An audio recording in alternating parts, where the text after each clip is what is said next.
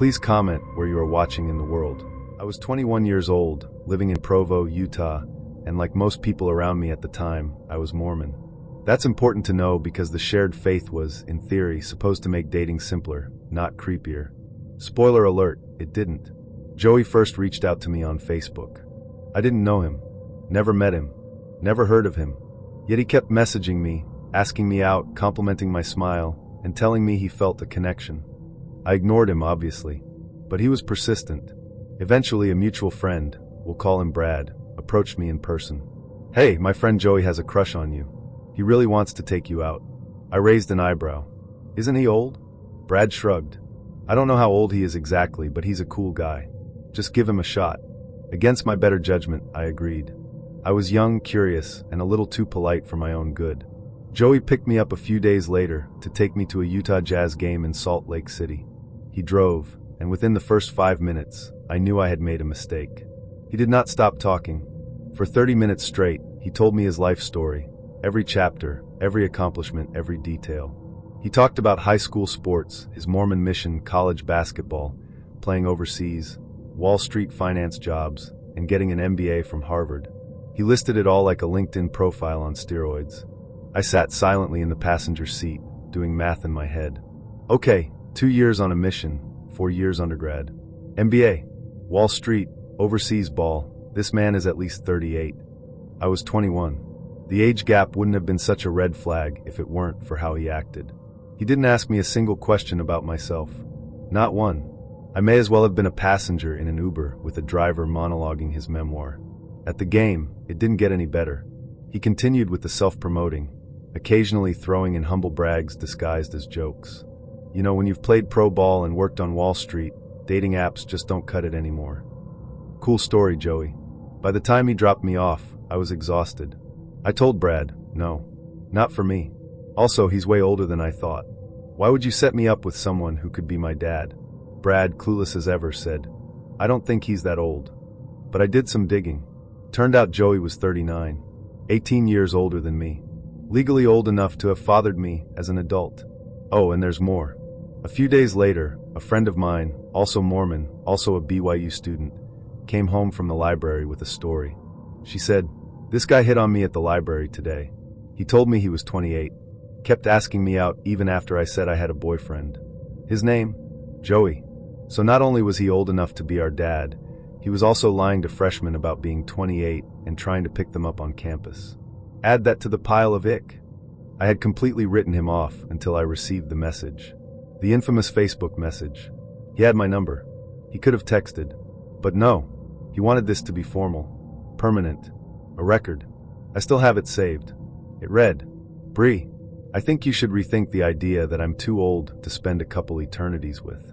When our kids are first-round draft picks and we're living out our wildest dreams, would it be so bad to be in love with a two-sport college athlete who played pro basketball, went to Harvard, is still a virgin, and has a rock-solid testimony of the church and will love you forever? A little bold to be sure, but worth another shot, for dinner and a movie maybe? I stared at my screen in disbelief. The language, the ego, the sheer gall. Couple eternities? Still a virgin? Rock-solid testimony? It felt like a pitch from a celestial used car salesman. This previously owned 39-year-old virgin comes with Ivy League credentials, athletic achievements, and eternal love. Act now. I spent 3 days trying to figure out how to respond. I wanted to be kind, but I also wanted to make it clear that I was not interested in being spiritually love-bombed by a man nearly twice my age. Here's what I finally sent back. Joey, there's no question you've done a lot of great things in your life, and you seem like a nice guy. Your age aside, because you are too old to date a 21-year-old, I still wouldn't go out with you again. I'm sorry if this sounds blunt, but your message felt like a sales pitch. When you list your accomplishments like that, it doesn't make me want to date you, it does the opposite. It feels like you're trying to sell yourself instead of connect. I wish you well, but I'm not interested. He responded within 10 minutes. Thanks, Bree. It was meant to be a little tongue-in-cheek. I actually do shy away from talking about those things in normal conversation. I already knew all of that because you told me on our date, but when girls around here are so often deceived by a jacked-up truck and a Vivint watch, one is sometimes forced to play the hand one is dealt. I'm not ashamed of who I am, and you're in the minority of 21-year-olds I've asked out. But I understand if you think differently. When you marry that 25-year-old who has no idea who he is, good luck. Have a great weekend. Babe. Just kidding on the babe part. Winking face. First of all, Vivint makes watches? Second, you're in the minority of 21-year-olds I've asked out. That's supposed to make me feel better? It was condescending, patronizing, and just sad. And yet, to this day, every time I show up on a dating app, Joey likes me. Still. Even now that I'm 35 and he's well into his 50s, he likes me. And he's still lying about his age. His profile says he's 37, which, for the record, is still younger than I am. The kicker? I get stories from other women all the time, DMs, whispers over brunch, mutual friends, about how Joey is still out here, hitting on 19-year-olds, spinning the same, I'm a Harvard-educated pro athlete who's never sinned fantasy. And somehow, he still ends up with red eye in every photo. I'm not kidding. The man has pitch black eyes in every single picture. I've joked for years that he has Satan in his eyes, and honestly, I stand by that. Joey isn't just a red flag. He's a full parade. I don't know if he's still a virgin. I don't care. But I do know this: no amount of Harvard degrees, basketball trophies, or spiritual flexes can make up for a man who doesn't know how to talk to women like human beings. And if you ever get a message asking you to spend a couple eternities with someone who opens with his resume, run. When you've been single for a while and someone comes along saying all the right things, it's easy to get swept up. That's exactly how it started with Steven. He lived in Florida, and I was in Atlanta, so I didn't expect anything serious. But almost immediately, he asked to call me. That night, we talked for over an hour. His voice was smooth, charming, and confident. He talked about how much he loved Atlanta, how he'd been wanting to visit, how he was planning to come up soon. It felt like we were clicking. Fast. Too fast. The very next day, he sent me a screenshot of an Airbnb he'd allegedly booked for a weekend in Atlanta. This is where I'm staying next Friday. Can't wait to meet you in person. Now, I've seen enough TikToks and watched enough true crime to know that love bombing is real. And this was textbook. But I also didn't want to be the girl who shut someone down just because they were enthusiastic. Maybe he was just excited. Maybe he really was feeling a connection. Still, my inner alarm was going off. So I did what any cautious millennial woman would do. I turned to the Facebook group Are We Dating the Same Guy? There are city-specific versions of this group, and I'm in the Atlanta one. But since Steven lived in Florida, I didn't have access to the Fort Lauderdale chapter. I posted in the Atlanta group asking if anyone could help me post in the Florida version. Within 10 minutes, a girl volunteered. Send me his pics, she said. I'll post and see what comes up. Now, this group is a mixed bag. Some of the women are ride or dies, and some are not. But the girl who helped me, she was a real one. Not even 15 minutes later, she replied, "Girl, I found something." Turns out, Steven had a history. A woman in the Fort Lauderdale group had posted about him a few weeks earlier. Same pattern. He contacted her, hyped up a date, said he'd take her to a nice spot, made big romantic promises, and then ghosted her at the last minute. Another woman commented with a nearly identical story. So clearly, this was his thing. He went from woman to woman, love bombing them, making them feel special, and then vanishing once they showed real interest. It was like he got off on the power trip. Any desire I had to meet him was gone. I ghosted him. I didn't owe him an explanation. He was playing games, and I wasn't going to be another one of his stories. Fast forward a month and a half later. Out of nowhere, I get a text from an unknown number. "Hey, I just want to know what happened." It was Steven. He said he saw some of my TikToks and felt even more curious about why I stopped talking to him. Apparently, he hadn't seen the one about him, which, thank goodness, because I did not hold back in that one. I was caught off guard. Should I lie and say I got busy? Should I tell him the truth, that I knew about his little Airbnb and ghost routine? I went with a vague excuse. "Sorry, I got super busy. It just wasn't the right time for me." He replied fast. "I'll be honest, I still want to get to know you." I hesitated. The logical part of me was screaming, "No, don't do it." But another part of me, the part that still believes in giving people second chances, was like, maybe he changed. So I told him I'd be open to that. Within hours, he was already planning another trip. "Looks like I'll be in Atlanta soon. What week works for you?" And that's when I should have known. The moment I gave him the green light, he started the cycle again. But this time it was different. This time, He ghosted me before even sending the Airbnb screenshot. No explanations. Just silence. He got his revenge. I sat there, staring at my phone, not even hurt, just annoyed. It was like he waited for me to come back just so he could pull the same move I avoided the first time. Maybe he hated that I ghosted him. Maybe he wanted to feel like he had the upper hand. Or maybe, just maybe, he wanted me to make a TikTok about him again because during one of our earlier talks, he joked, "Maybe I'll make it onto your page someday." Congratulations, Steven. You made it. But you'll never see it because I blocked you. And let's be clear, it wasn't the ghosting that upset me. It was the manipulation. The emotional bait and switch. The endless cycle of, "I like you, I'm coming to see you, oh wait, never mind." Men like Steven treat emotional connection like a game. They test your interest, give you just enough to keep you curious, and then disappear the moment you reciprocate. They crave control, not companionship. I don't know if he ever booked any Airbnbs. I don't know if he ever actually visited any of the women he spoke to. But I do know this, he was never interested in a relationship. He was interested in the performance. The scarier part, he was good at it. He knew how to say just enough to make you feel chosen. Special. Seen. And when you start to believe it, he pulls the rug out from under you. I've since talked to other women who had similar experiences with men like Steven. Different names, same story. It's a pattern, and it's exhausting. But I learned something from it. I learned that intuition is powerful. The moment I felt something was off, I was right. I learned that cautious optimism can be dangerous when it overrides common sense.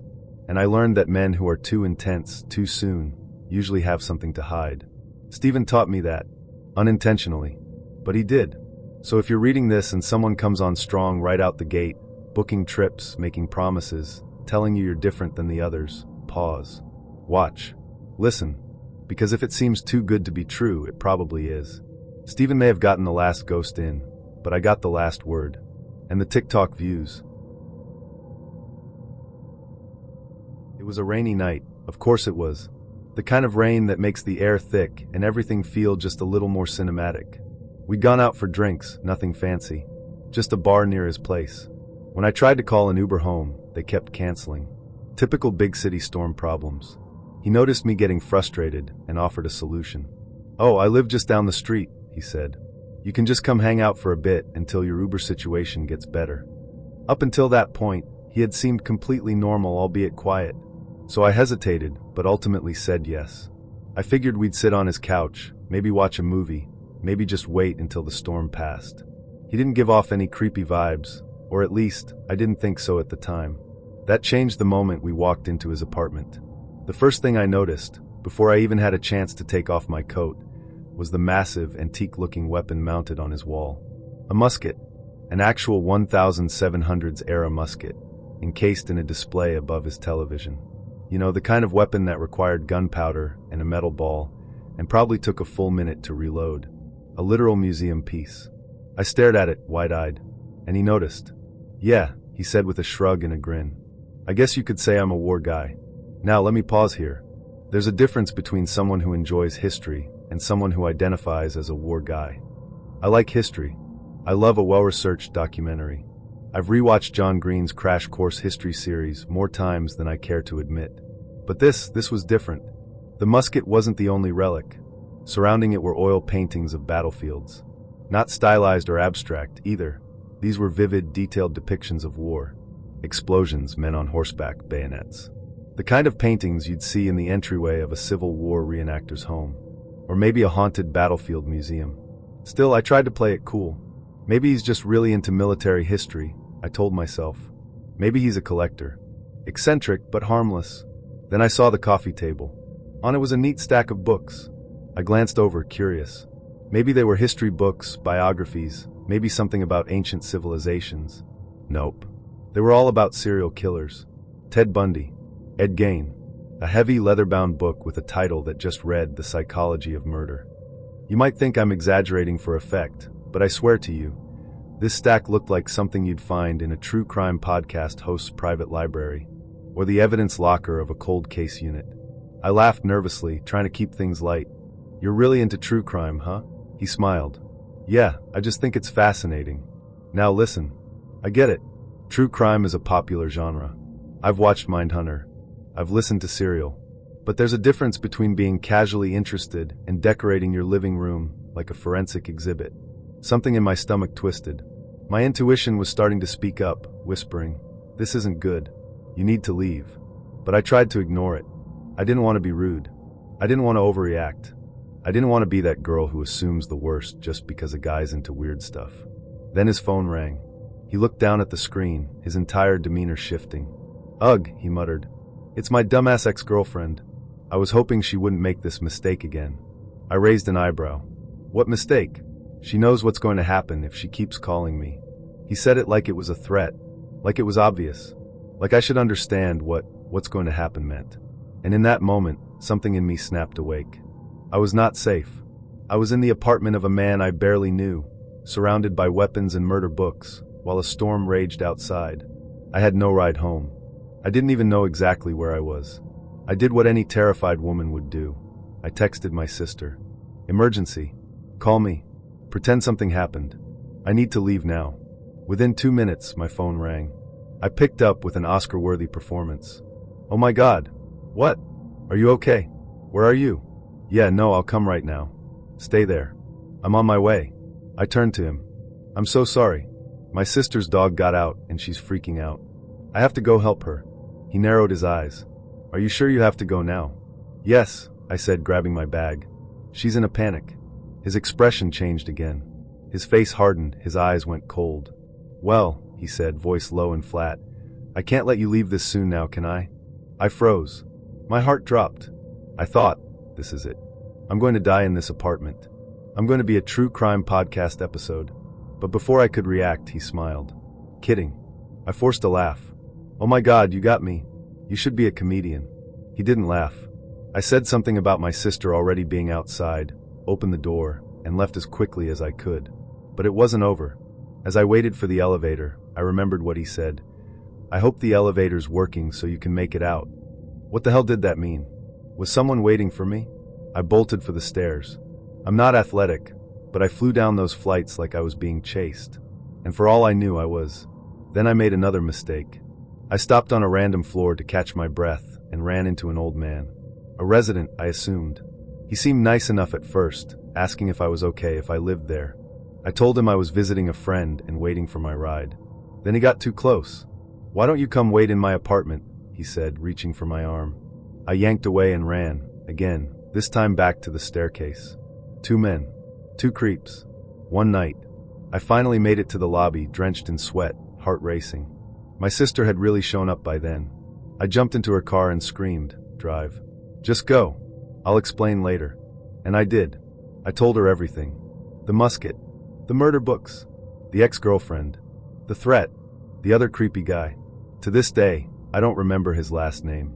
I deleted the app. Blocked the number. But the memory lingers. So here's my advice. If you ever walk into someone's apartment and see a weapon on the wall, leave. If they own more books about serial killers than actual furniture, leave. If they make vague threats about exes and then say, "Just kidding," leave. And if your intuition tells you to run, don't wait. Run. If you've ever made the mistake of romanticizing a dating app match based on looks alone, this story is for you. And if you've ever ignored red flags loud enough to shatter glass, well, same hat. This is the story of how I met a man who looked like Leonardo DiCaprio's character in Tell Me Lies, thought I was getting a fairy tale romance, and instead found myself in a psychological horror film with a deeply unsettling twist. Let's call him Tony. That's not his real name, but it fits the role he played in my life. A charming, seemingly perfect man who unraveled faster than a cheap sweater in a washing machine. We met on Hinge, the dating app known for its designed to be deleted motto. I was newly divorced, vulnerable, and admittedly not making the best decisions. My judgment was still foggy from the emotional aftermath of my marriage ending, and I was craving connection, validation, anything that made me feel wanted. Tony was gorgeous.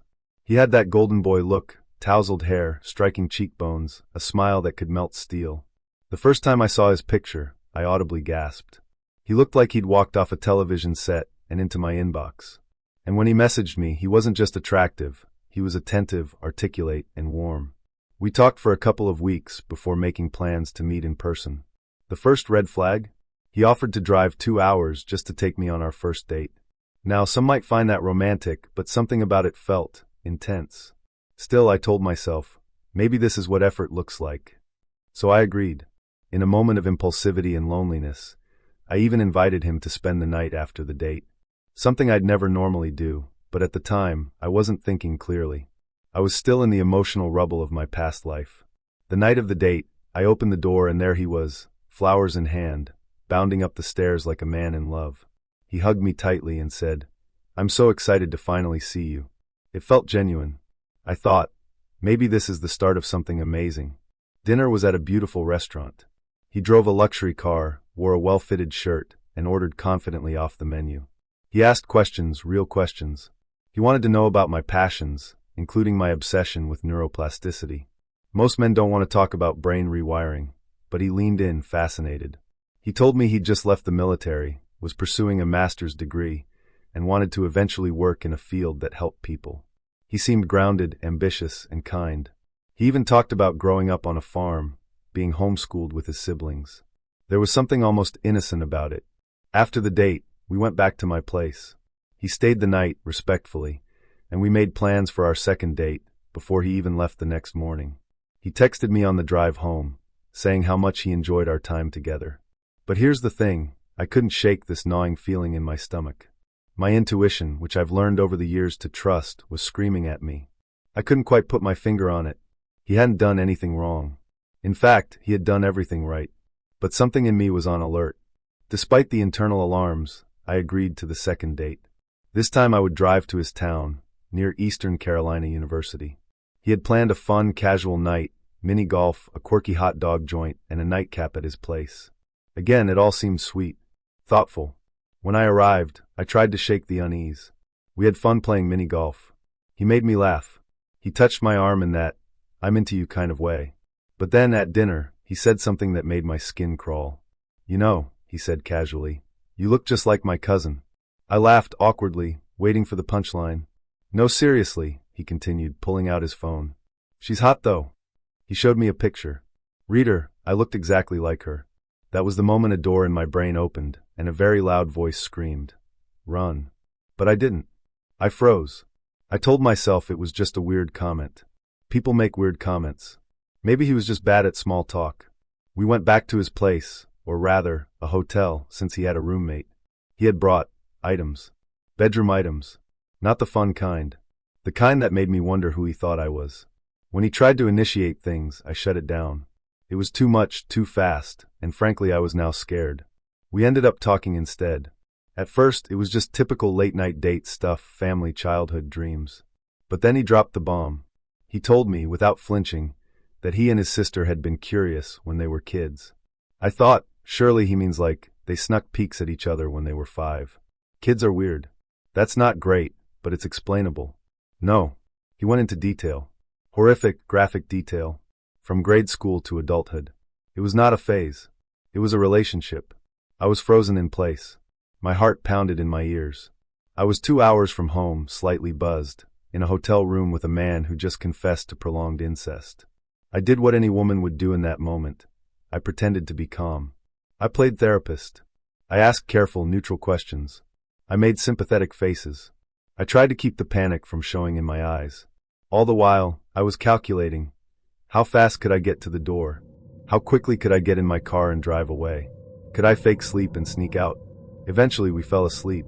Or, I pretended to. The next morning, I left as soon as I could. He texted me immediately. "I had so much fun. I really like you." I responded politely, telling him I didn't think we were compatible, citing spiritual differences.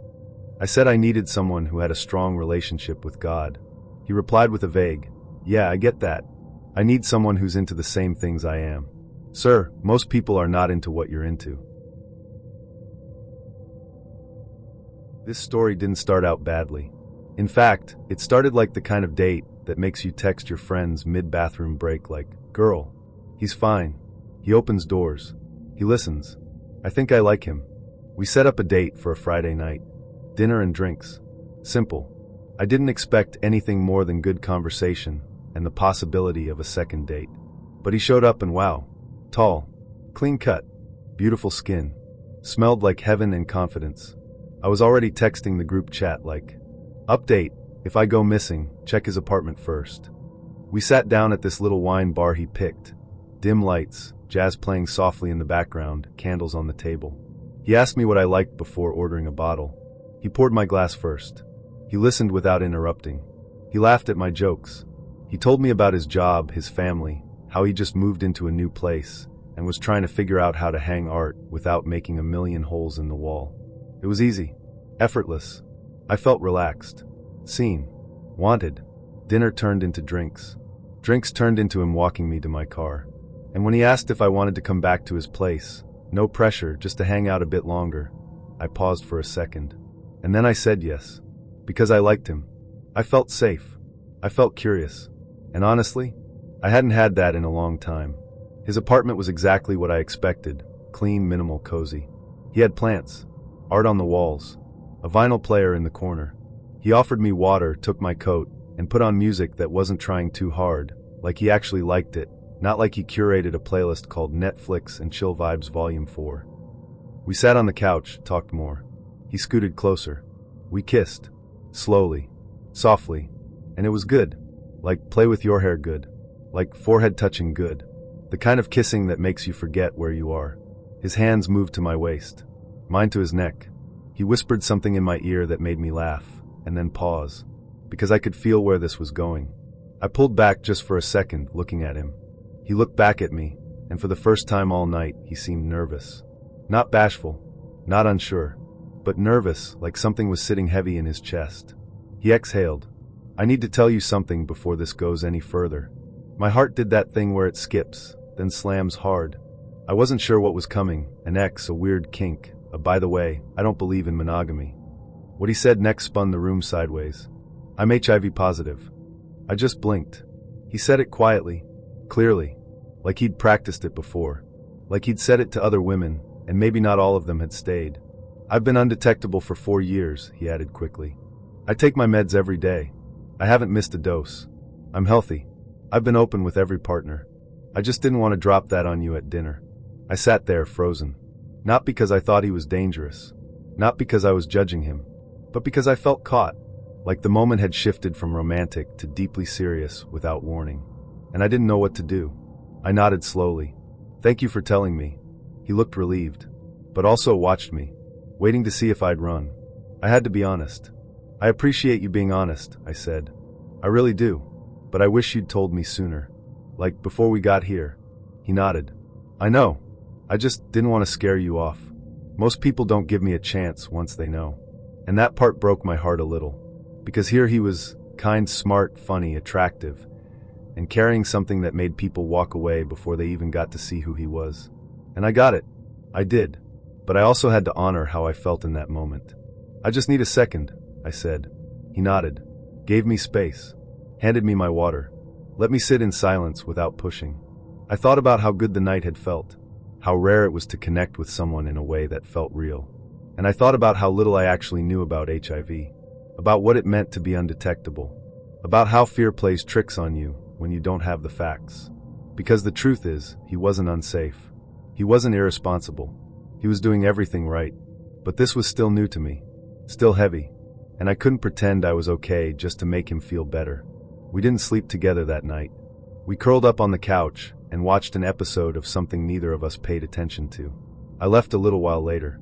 He walked me to my car again, kissed me on the forehead, said, "Whatever you decide, thank you for tonight." And I drove home with a lot on my mind. I didn't block him. I didn't ghost him. We talked the next day, and the next. I did my research. I asked questions. I read up on you equals you, undetectable equals untransmittable. I sat with my feelings. I talked to friends. I thought about what it actually meant to be with someone living with HIV in 2024. But I also thought about how I felt in that moment. How caught off guard I was. How much I wanted to be able to make an informed decision before I was halfway undressed and emotionally attached. In the end, I didn't keep seeing him. Not because he was HIV positive, but because he waited too long to tell me. Because I believe in informed intimacy. In consent that includes everything. And while I understood his fear, his exhaustion, even, I couldn't ignore the fact that I was almost in a situation I hadn't fully agreed to. It was a date that started with butterflies and ended with boundaries. And I learned a lot. About stigma. About disclosure. About the difference between fear and fact. But mostly, I learned to trust that little voice in me that says, pause, ask, think. Because sometimes the date isn't bad. Sometimes the person is wonderful. But timing is everything. So I'd been talking to this guy on Hinge for about a week. I have to say he was sexy. We moved from Hinge to texting after a few days, which is usually where things go downhill. But surprisingly, he kept the same energy. Still cute. Still funny. Still acting like he was interested. So when he asked to meet up for dinner, I was like, all right, bet. Let's do it. He chose the place. I'd never been there before, but I looked it up and it was cute.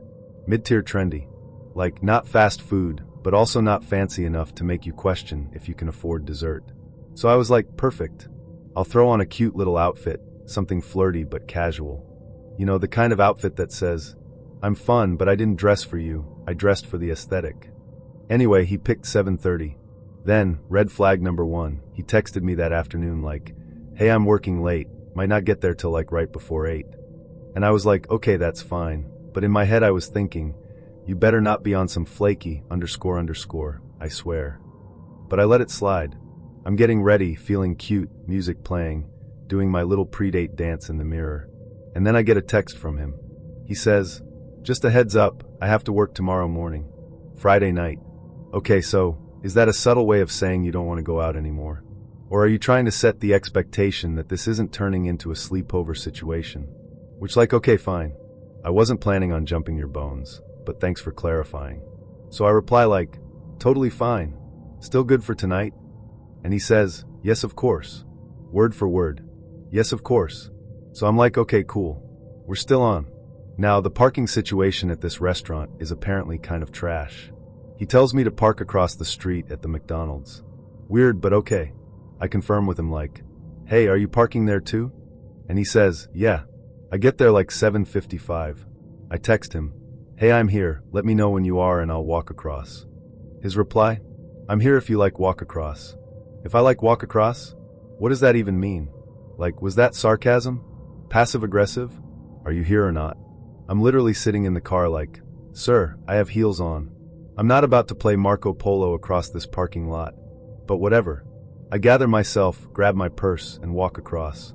I get to the entrance. I text him, okay, I'm at the front. Nothing. 10 minutes go by.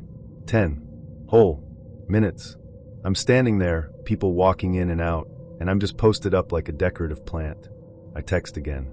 Hey, am I at the wrong spot? No response. iMessage doesn't even deliver. That little blue bubble goes green. I'm like, oh, no you didn't. I check Hinge. Gone.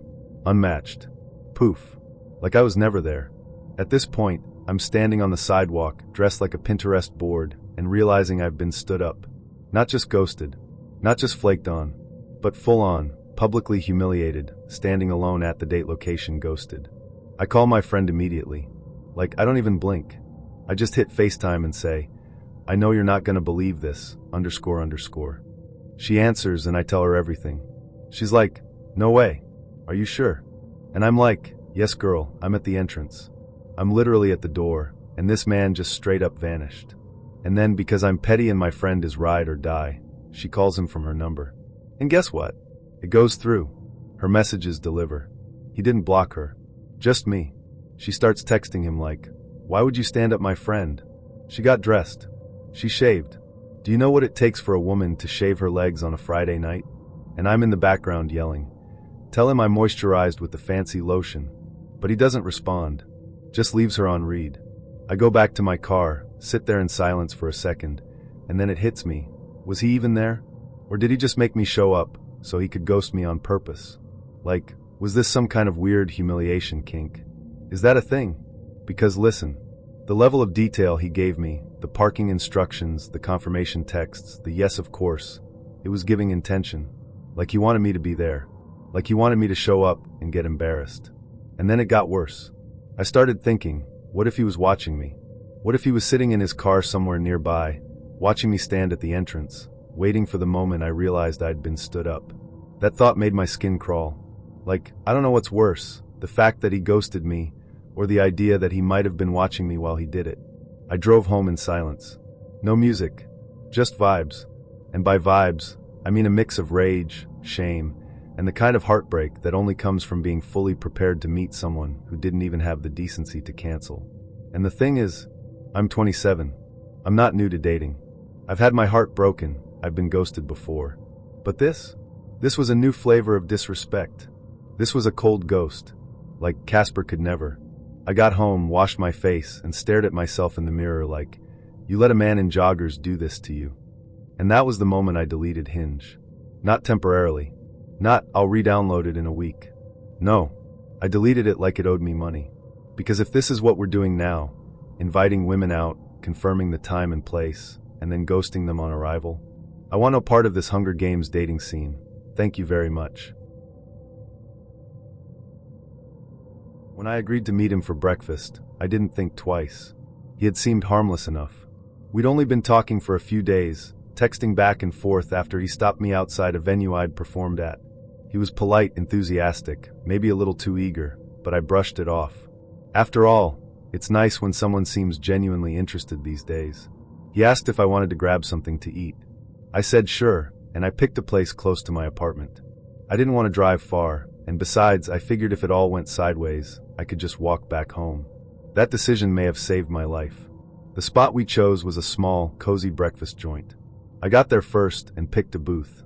It was still early, so the place wasn't packed. Quiet, bright, and completely unassuming. He messaged me, "I'm pulling up."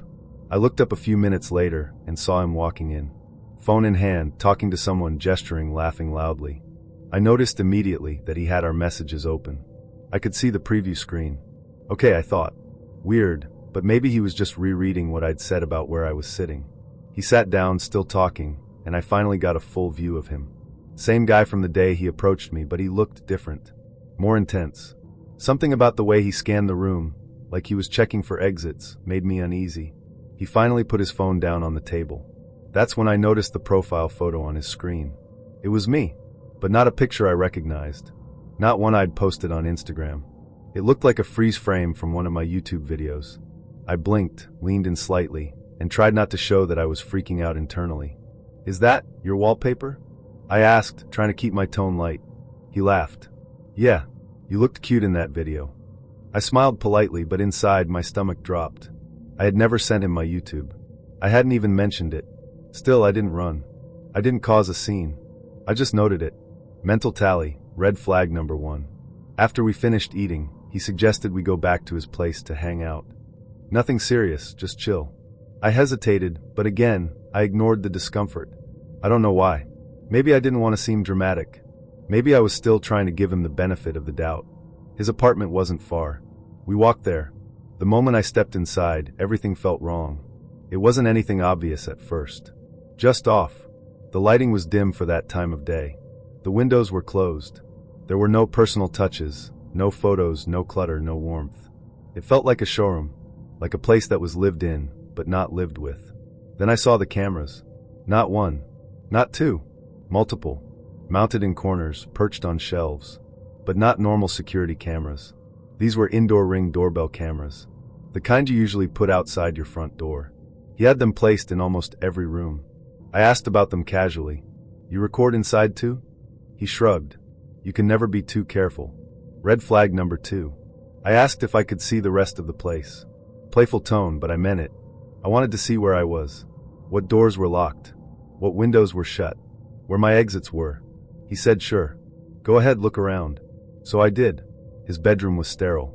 White walls, black bedding, a TV mounted on the wall. Nothing personal.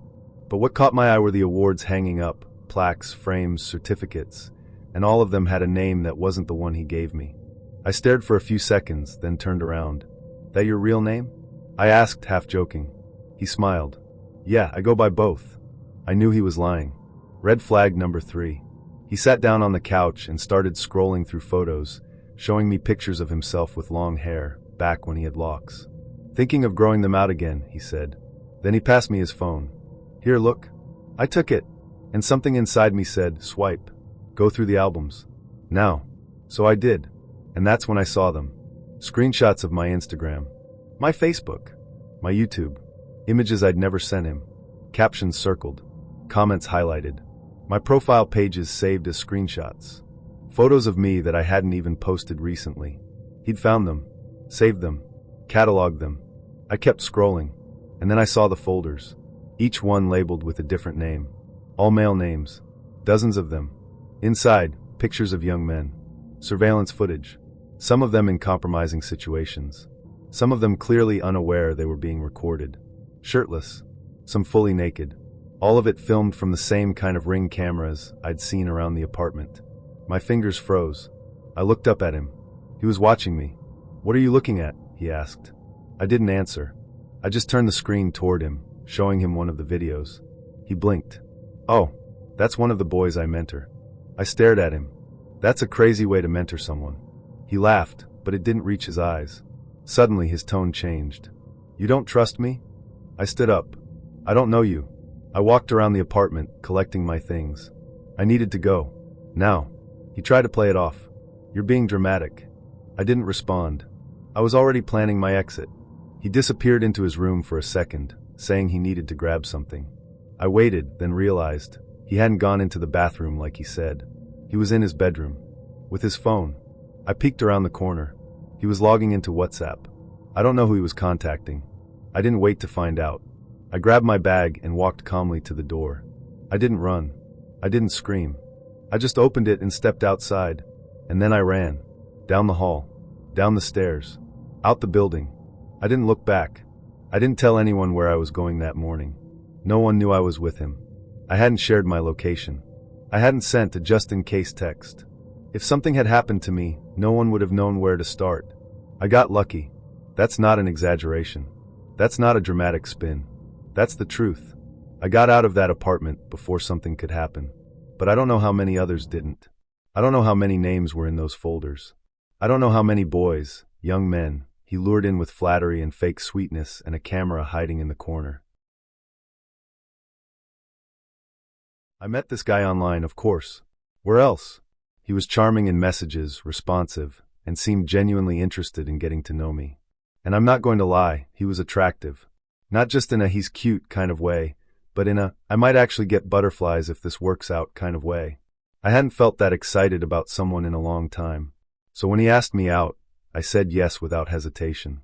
He picked a trendy restaurant in the city, one of those slightly upscale places where the menu is all in lowercase and nothing has prices listed.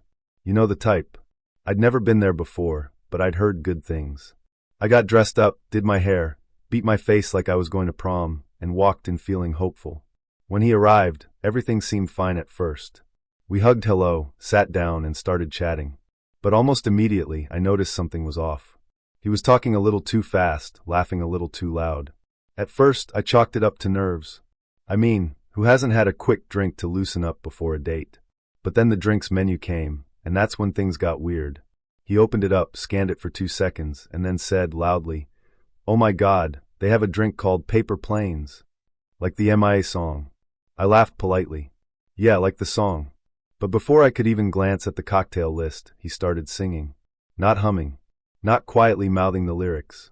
Full volume singing. In the middle of this nice, dimly lit restaurant. If you catch me at the border, I got visas in my name. I froze. I looked around. People were staring. The bartender stopped mid-pour. A couple at a nearby table turned all the way around.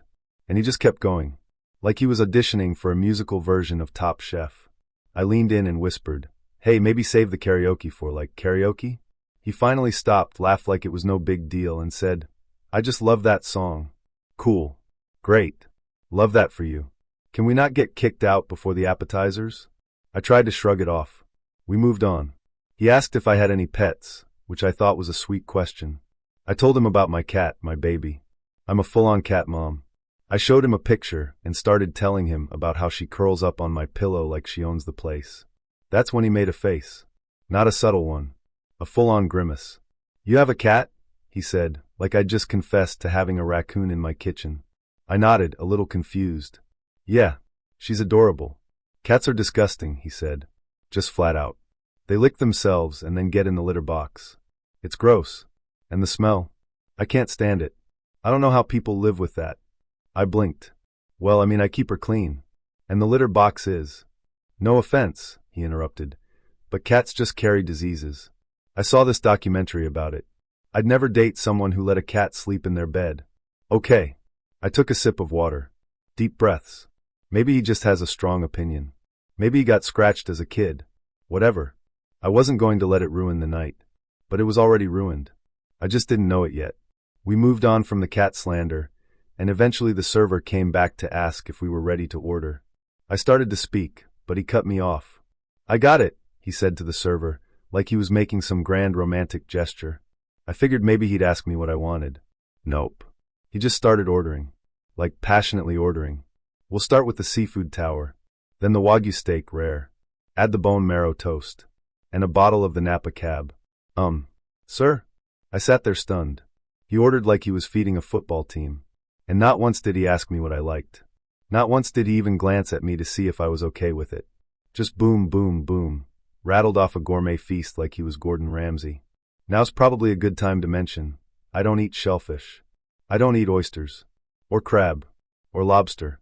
Basically, the entire seafood tower was a no-go for me. The steak? I like mine medium well. Bone marrow toast? Miss me with that. So when the food came, and he started digging in like he hadn't eaten in a week, I just kind of sat there, picking at the bread, sipping wine, watching him inhale $500 worth of food like it was a backyard cookout. At one point he looked up, mouth full, and said, "Why aren't you eating?" I smiled awkwardly. "Oh, I'm not really into shellfish. But don't worry, enjoy it." He waved his hand like, "Oh, I'll order you something." Then he turned back to the server and said, "Add the A5 Wagyu for her." Now, I'm not gonna lie. That steak is expensive. Like rent level expensive. I was shocked, but also a little relieved. At least I'd have something to eat. The steak comes. He slices into it, takes a bite, and then proceeds to eat the entire thing. I'm not kidding. The entire steak. He left me 2 crispy end pieces. Like the little burnt corners. That was it. Like it was a gift. At that point, I was over it. But I figured I'd ride it out. I was dressed up, already out, and honestly, I was already planning my post-date in-and-out run. I just needed to get through the next 30 minutes. But oh no. The universe had other plans. At one point, I excused myself to go to the bathroom. Not to escape, yet, but to regroup. Maybe text a friend. Maybe order an Uber. As I'm walking down the hall, this guy, super cute, very polite, passes me and says, "Hey, I'm sorry to be forward, but you look like you're on a date you don't want to be on. You okay?" I laughed, kind of stunned. Yeah, kind of. We exchanged a couple of words, just small talk, honestly, but nothing wild. But suddenly, I see the color drain from his face. He's looking past me, eyes wide. I turn around. My date had followed me. He was standing there, glaring, arms crossed. Then he walks up, wraps his arm around my waist, pulls me into his chest, and whispers in my ear, "I thought you said you were going to the bathroom." I shoved him off me. "Do not touch me. Are you serious right now?" The other guy backs up like, "Whoa, are you okay?" I nod. "I'm leaving." My date starts making a scene. "Oh, so you're just gonna talk to some random dude in the hallway?" I didn't even respond. I walked straight to the elevator, heart pounding. He followed me halfway before turning back toward the table, still yelling. I stopped by the hostess stand. "Hey, can you make sure he doesn't follow me? I'm calling an Uber." The hostess looked concerned but nodded. "Of course. We'll keep him here." I got to the elevator, tears stinging the corners of my eyes, not because I was sad, but because I was furious, humiliated, shaken. As the elevator doors closed, I saw him walking out of the restaurant, looking around like he was hunting for me. I begged the Uber driver, "Please go. Now." He hit the gas. I watched the restaurant disappear in the rearview mirror, and I exhaled for what felt like the first time all night. He blew up my phone. Calls. Texts. Instagram DMs. I didn't answer a single one. The things he said were so nasty, so aggressive. He called me names I wouldn't repeat to my worst enemy. I blocked him everywhere. Reported him on the app. Deleted the app. Sat in silence for a while. And then, I went to In-N-Out. Because if I was going to be traumatized, at least I could do it with a double-double and a side of fries. So I met this guy on a dating app. I won't say which one because honestly, they're all starting to blend together. But he seemed decent. He asked me out for dinner, and I said yes. I figured, why not? I was in the mood to get dressed up, eat something that wasn't microwaved, and maybe, just maybe, have a decent conversation with a man who didn't turn it into a therapy session or a TED Talk. Spoiler, I was too optimistic. We agreed to meet at this little spot downtown, classy enough to feel like a real date, but casual enough to not feel like we were trying too hard. I picked out a cute outfit, not too much, but definitely a serve. Did my makeup, spritzed on perfume, and gave myself a pep talk in the mirror like, "You never know, girl. This might be the one." As soon as I pulled into the parking lot, though, my gut started whispering, "Turn around." I should have listened. Hindsight is a loud, smug little voice, isn't it? So I show up, and we meet outside. He gives me a quick once-over and says something like, "Oh wow, okay, you came dressed." I laughed awkwardly. "Yeah, I figured I'd make a little effort." He nodded, but not in a "you look great" kind of way. More like he was surprised I looked better than he expected. Red flag number 1. As we're walking in, this girl walks past us, gorgeous, glowing, just minding her business, and she compliments me. She goes, "You look amazing, by the way." Which, by the way, is the kind of thing that makes your night. Compliments from other women hit different. I smiled, told her she looked amazing too, and turned back to my date. His whole vibe shifted. He looked at me like I'd just committed a crime. I could feel the energy shift immediately. His jaw was tight, he suddenly got quiet, and he gave me this look like, "Bad, _ where? With you." Red flag number 2. We sit down, and I swear to you, from that moment on, this man did not stop talking. Like, not even to breathe. I don't think I said more than 5 full sentences the entire night. He launched into this monologue about all the bad, _ he's dated. Like I was supposed to be impressed? He's listing them off like he's reading a Yelp review. "Yeah, I dated this one girl in the military. She was so fine.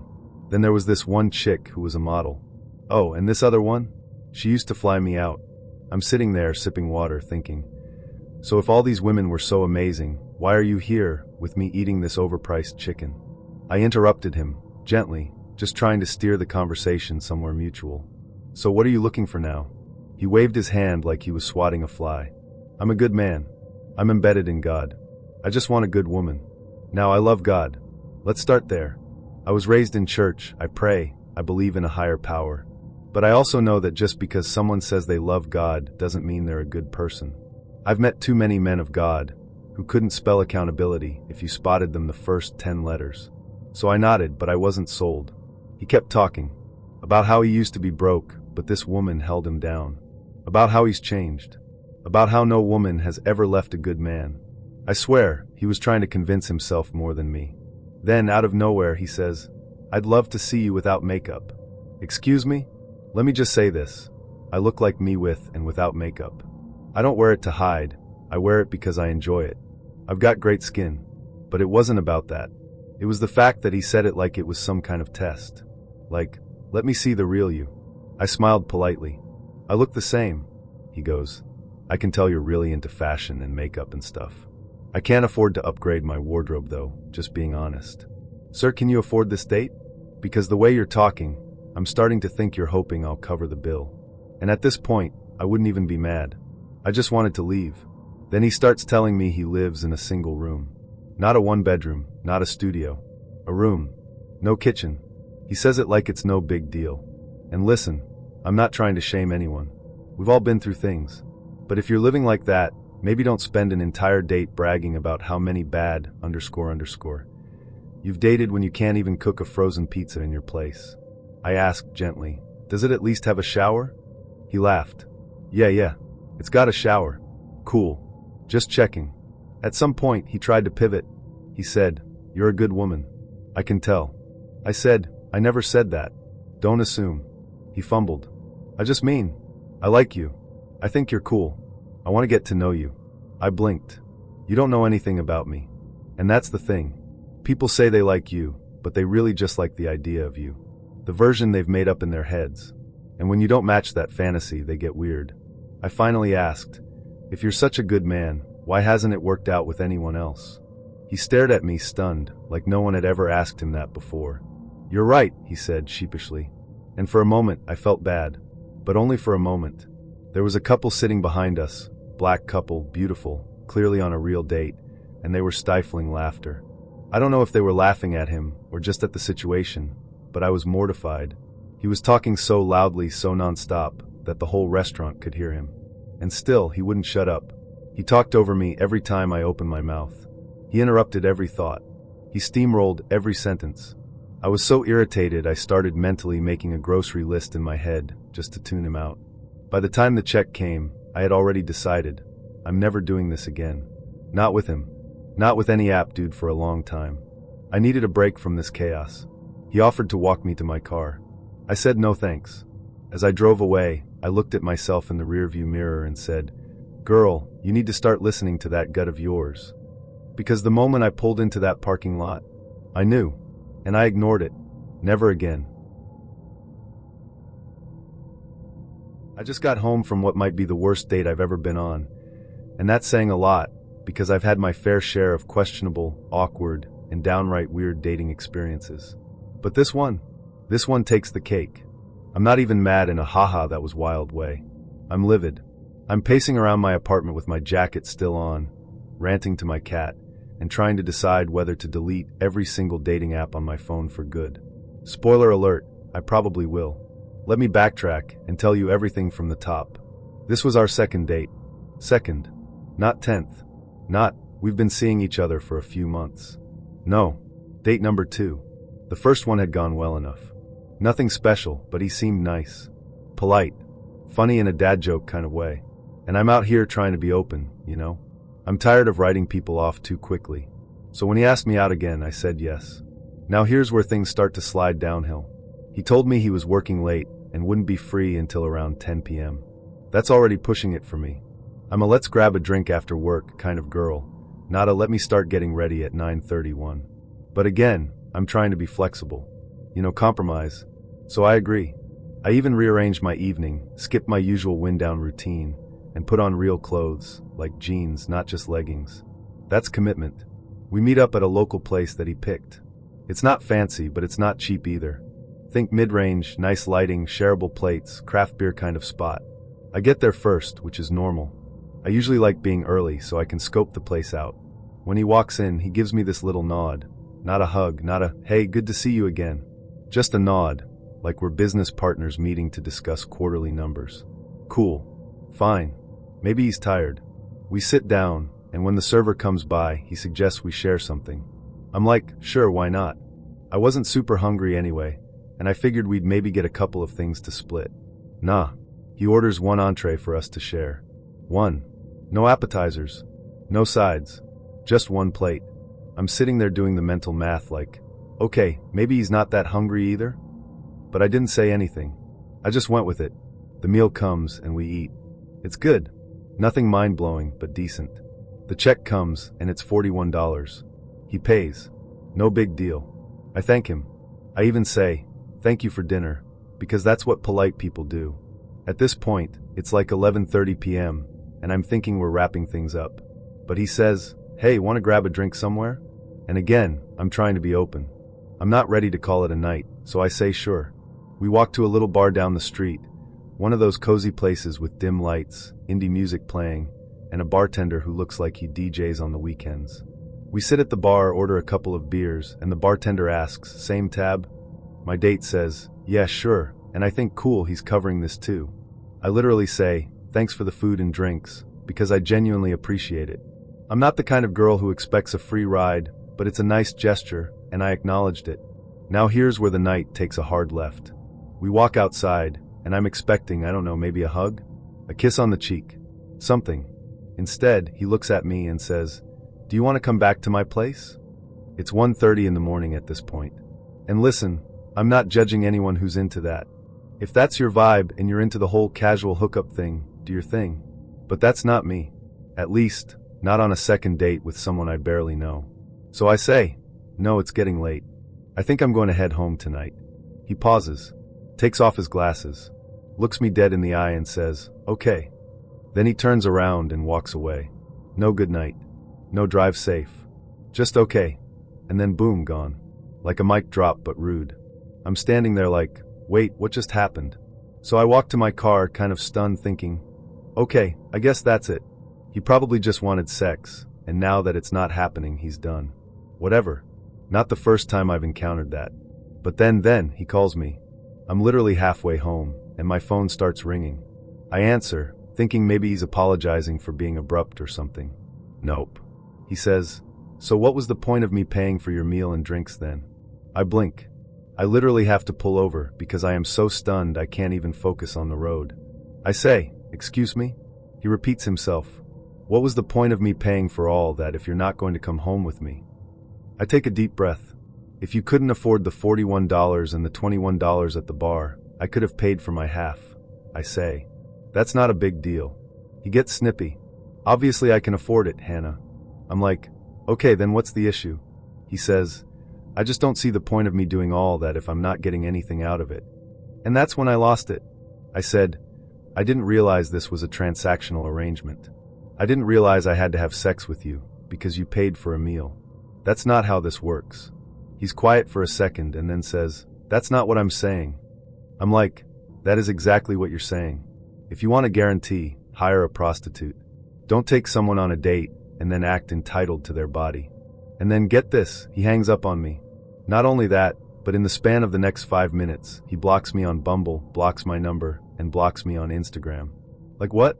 I sat there in my car, staring at my phone, trying to process what had just happened. I felt gross, dehumanized, like I was some sort of vending machine where you put in $62 and expect sex to pop out. And what's worse is that this isn't even an uncommon experience. I talked to a few of my friends afterwards, and every single one had a story like this. A guy who thought paying for dinner entitled him to sex. A man who got mad when the vibes didn't lead to his expectations. Some even more aggressive than this dude. It's exhausting. I don't even know why I'm still on these dating apps. Every time I think, okay, maybe this one's different, I end up disappointed. I'm not even asking for a fairy tale. Like, I'm not expecting Prince Charming. Just someone who treats me with basic respect. Someone who doesn't act like I owe them something for showing up. What really gets me is that I tried. I stayed up late. I made myself available. I dressed up. I showed up. I was kind, polite, and appreciative. And somehow that translated to, she owes me. Nah. So yeah, I'm deleting the apps. Maybe not forever, but definitely for now. Because if this is what dating looks like, entitlement, emotional manipulation, and transactional expectations, I want no part of it. And to that guy, wherever he is, I hope he finds what he's looking for. But I also hope he realizes that women are not vending machines. We're people. And if your idea of romance involves a receipt and a guilt trip, then you're not ready to date. You're just looking to spend money and collect a prize. And I'm not your prize. By the time Saturday night rolled around, I had high hopes for my date. I matched with a guy on Hinge, a cute, charismatic type who seemed genuinely excited to celebrate his birthday weekend in Atlanta. He'd rented an Airbnb, invited friends, and told me to bring a friend along to pregame before heading out. I figured it would be a fun, low-pressure way to meet someone new. My best friend and I arrived at the Airbnb right on time. We walked up the stairs of the condo with a mix of curiosity and excitement. As soon as we opened the door, though, the energy hit us like a cold wind. 3 girls were already inside, in various stages of getting ready. Hair half curled, makeup scattered across the counter, heels tossed around like confetti. I greeted them cheerfully. "Hi, I'm Winnie. Nice to meet you guys." I don't do that weird walk-in-and-say-nothing thing. I'm not that girl. They barely looked up. A few mumbled greetings, but mostly cold, dismissive glances. The tension was palpable. The Hinge guy, let's call him Marcus, immediately sensed it too. "I'm so sorry," he said, eyes wide. "I didn't know it would be like this. Let's go up to the roof. It's chill up there." So we climbed another flight of stairs to the rooftop, which had this gorgeous view of the city skyline.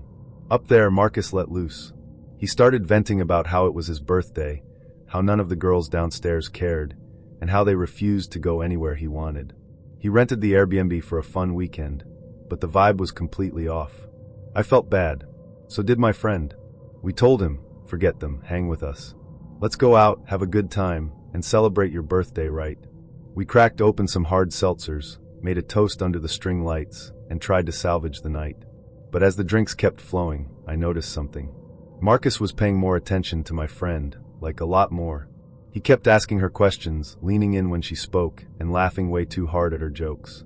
I tried to brush it off. I wasn't emotionally invested in him yet, but it still stung a little.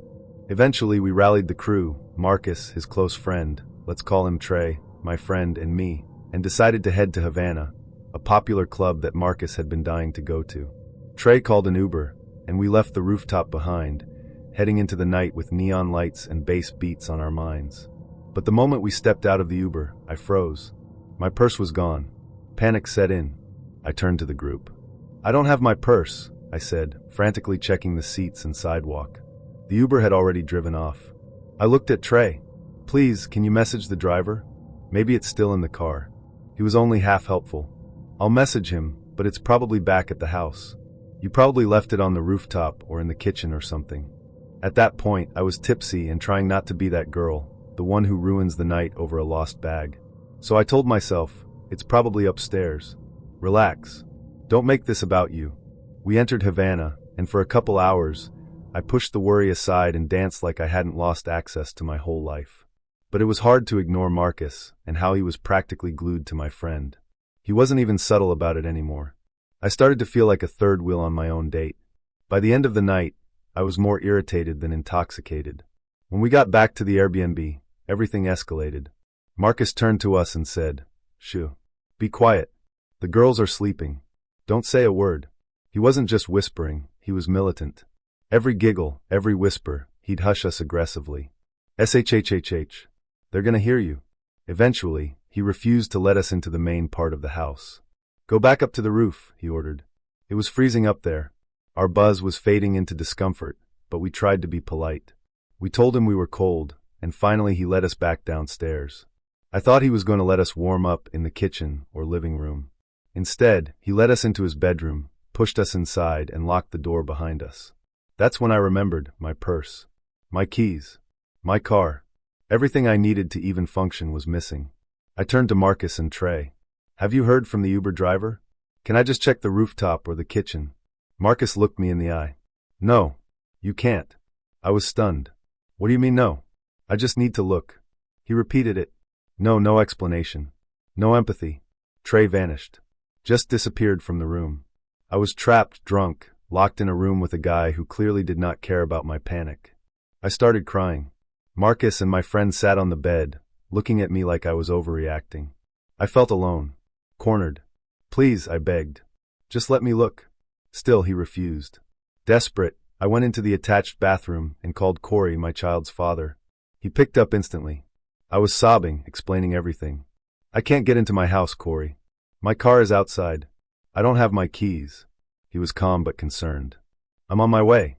Suddenly, my friend barged into the bathroom. "We can hear you talking shit out there." I snapped. "I'm not talking shit. No one's helping me."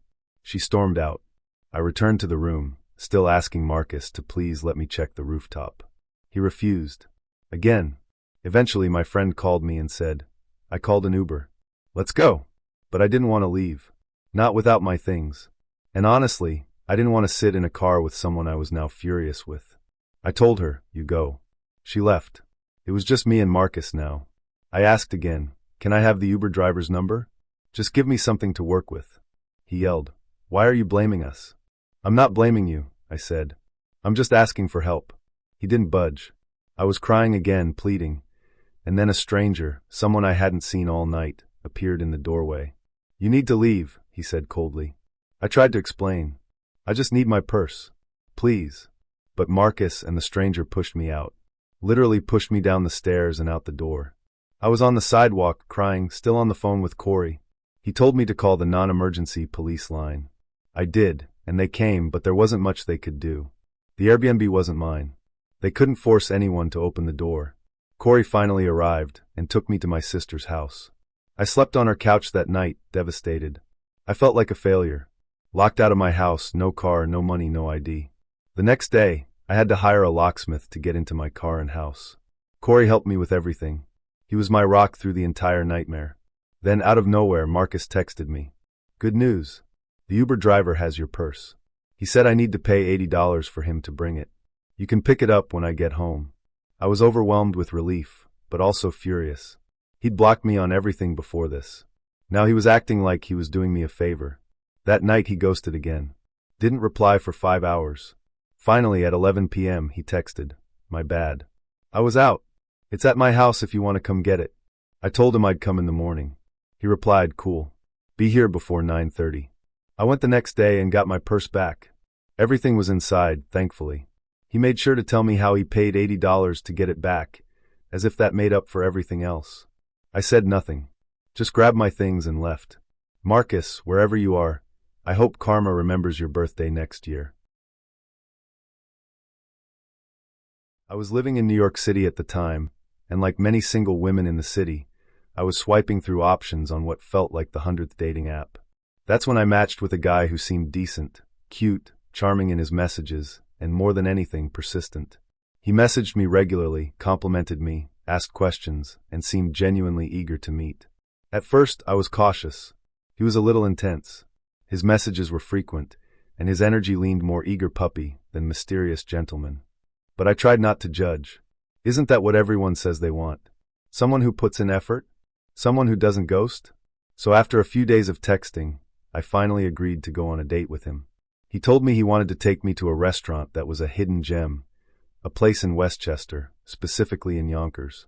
I'd never been, but I had a car and figured it wouldn't be too bad of a drive. When he offered to pick me up, I declined. I'm a New Yorker born and raised, and I don't get in cars with strangers, no matter how many emojis they use in their texts. I told him I'd meet him there. The day of the date arrived. I put on a cute outfit, did my makeup, and felt cautiously optimistic. I typed the restaurant's address into my GPS, and that's when things started to feel off. The listing showed that the restaurant was closed. Not closing soon. Not open until 10. Just closed. Permanently. I double-checked. Same result. I even looked it up on Yelp. Same thing. No recent reviews. A few complaints about it shutting down. So I texted him. Hey, just double-checking, but it looks like the place is closed. He responded almost immediately. Oh no, Google just hasn't updated it. They're bad about that. I hesitated.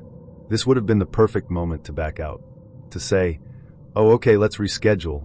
Or even, actually, I'm not comfortable going out of the city for a first date. But instead, I brushed off my gut feeling and decided to go anyway. I told myself, maybe he's just trying to do something different. Maybe I'm being paranoid.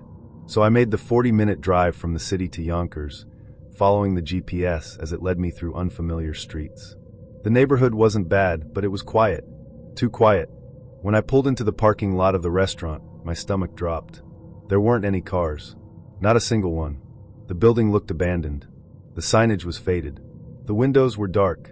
And the worst part, my car was the only one there. I sat there for a moment, unsure of what to do. My phone buzzed. Hey, are you here? I didn't answer right away. I just stared at the screen, heart racing. Then, in my rearview mirror, I saw another car pull in. It parked right next to me. I didn't turn to look. I didn't roll down my window. I didn't wave. I just reversed out of the parking spot and drove away. I didn't even check to see if it was him in the other car. I didn't want to know. I didn't want to risk it. As I drove, I kept checking my mirror to see if I was being followed. I took turns I didn't need to take, pulled into gas stations, looped through side streets. But no one was behind me. Eventually, I made it back to the city. Safe. Shaken. Furious with myself for ignoring every red flag. I opened the app to block him, but he had already unmatched me. Gone. Vanished. Like he'd never existed. No last name. No screenshots. No way to report him. Nothing. I sat on my couch that night, still in my makeup, still in my date outfit, replaying all the almosts in my head. I almost got out of the car. I almost believed his excuse. I almost gave him the benefit of the doubt. And if I had, what would have happened? I was living in Florida at the time, land of humidity, gators, and unfortunately this date. I matched with this guy on Hinge. His photos were vague. Not in a he's hiding something kind of way, but more like every picture was taken with a potato. Blurry, distant, weird angles. The kind of photos where you can't quite figure out if he's attractive or if you're being catfished by a shadow. His bio wasn't much better. Just a few sentences about being new to the area and enjoying deep conversations. For some reason, I swiped right. Maybe I was bored. Maybe I was in the mood for a social experiment. Maybe I needed a story for my group chat. Who knows? We started chatting. He seemed fine. Not overly enthusiastic, not creepy. Just a neutral energy. We exchanged a few messages, and decided to meet up for drinks at a local bar not far from my apartment. I picked the place because I knew it was well lit, casual, and had good beer. I figured even if the date was a bust, at least the beer would be decent. I showed up a few minutes early and spotted him almost immediately. Instant regret. Now, I don't want to sound shallow, but physical attraction matters. And he just wasn't my type. At all. He looked older than his photos, and not in a mature and rugged way. More like, he's been through several lifetimes, and each one beat him up a little. Still, I figured I'd stay for one drink. I was already there, and I tried to be a decent human being. We hugged awkwardly. He smelled like a combination of cologne and car air freshener. Not awful, but not great either. We grabbed our beers and stepped outside to sit at a picnic table. It was a nice evening, a light breeze cutting through the usual Florida stickiness. The bar was moderately full, enough people to feel safe, not enough to drown out a bad conversation. And oh, the conversation. It started innocently enough. Where are you from? What do you do, etc. He had just moved from New York, and he mentioned that several times. As if that alone gave him street cred, or made him interesting by default. He said it like, I'm from New York, so I obviously know things you don't. I let it slide. Then it happened. He referred to someone in a story he was telling as a libtard. I blinked. He didn't laugh. He wasn't joking. He said it with the same casual tone someone might use to say barista or mechanic. Like it was a normal part of speech. Now, I'm not a confrontational person on first dates. I've been taught, like many women, to nod politely, smile, and find a way out. But that word stopped me cold. I gave him a tight-lipped smile and took a long, deliberate sip of my beer. He didn't notice. In fact, he doubled down. He launched into a political rant that bordered on conspiracy theory territory.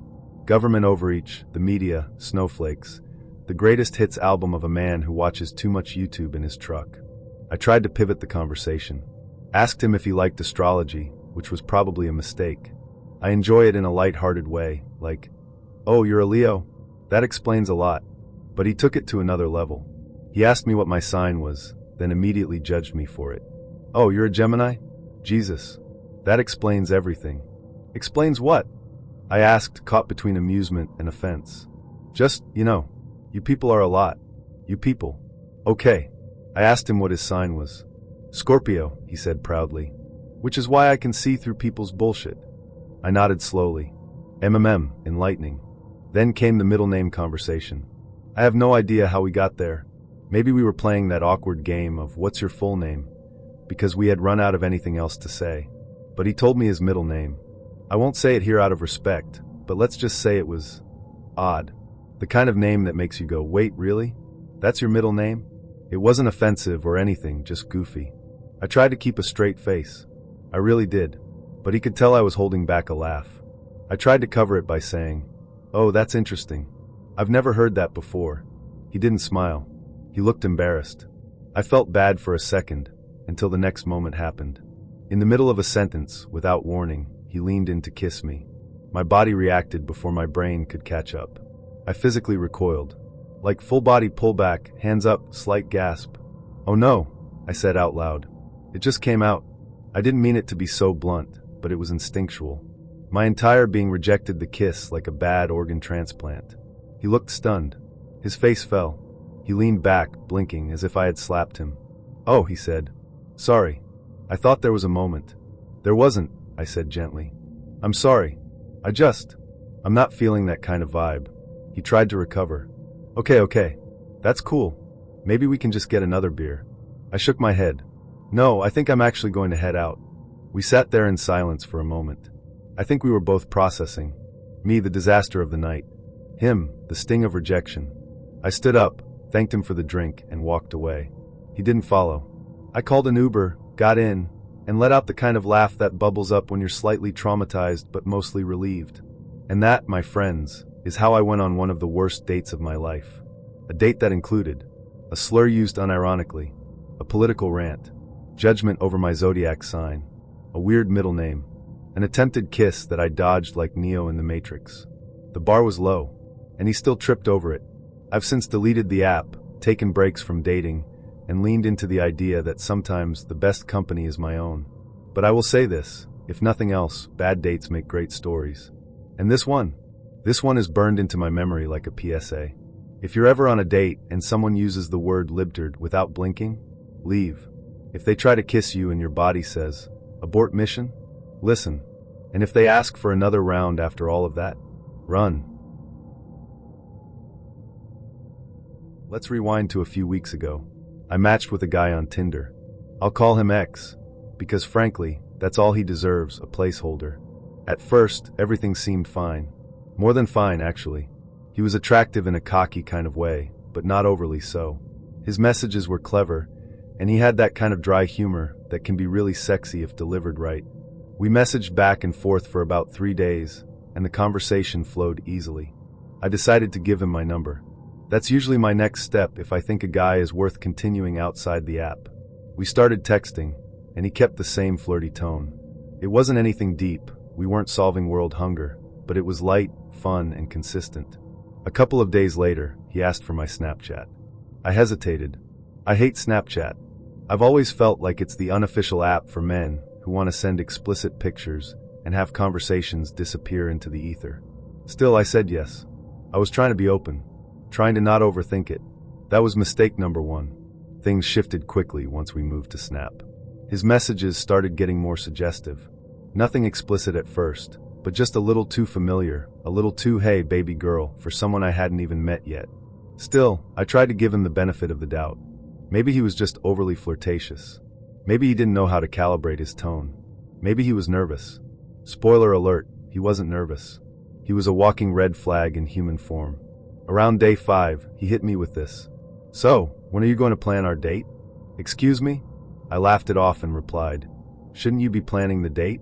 You know, since you asked me out. His reply? Oh, you're one of those. One of what, exactly? A woman who expects a man to take initiative when he's the one pursuing? Groundbreaking.